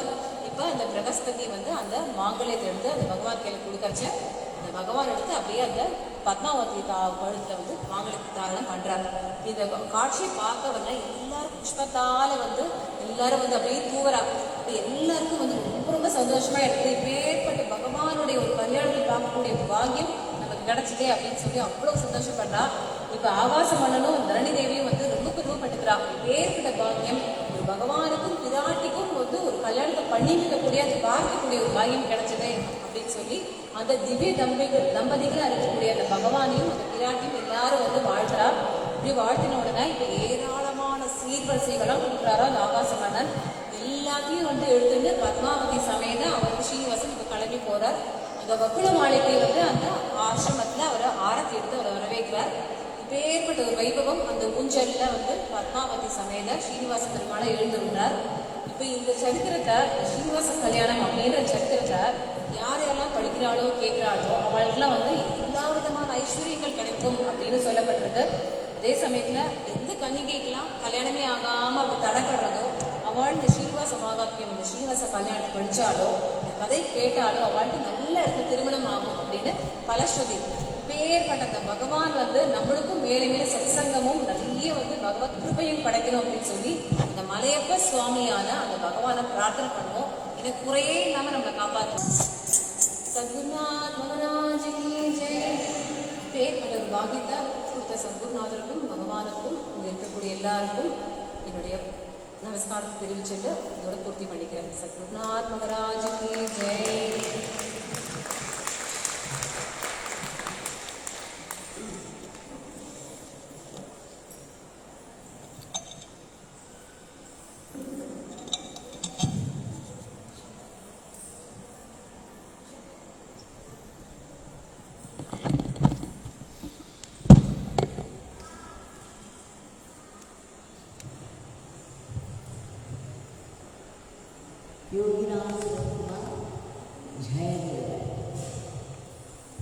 இன்றைக்கு 2வது நவராத்திரி.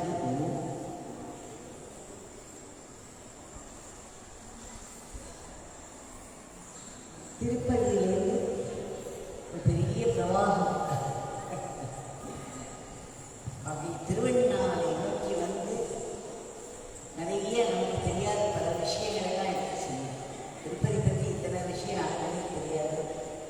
எப்படி அது வந்து வாக்கடைகளும் அந்த ஆரம்ப காலத்து ஆதிக்கத்திலேருந்து இப்படிலாம் இருந்தது, எத்தனை விதமான ஆறுகள் இருக்குது, அதெல்லாம் போய் குளிச்சா இத்தனை ப்ராப்ளம்லாம் தீரும், இத்தனை விஷயங்கள் எனக்கு தெரிஞ்சது. ஒரே ஒரு விஷயம் மட்டும் எனக்கு என்ன தெரியாமல் இருக்கு.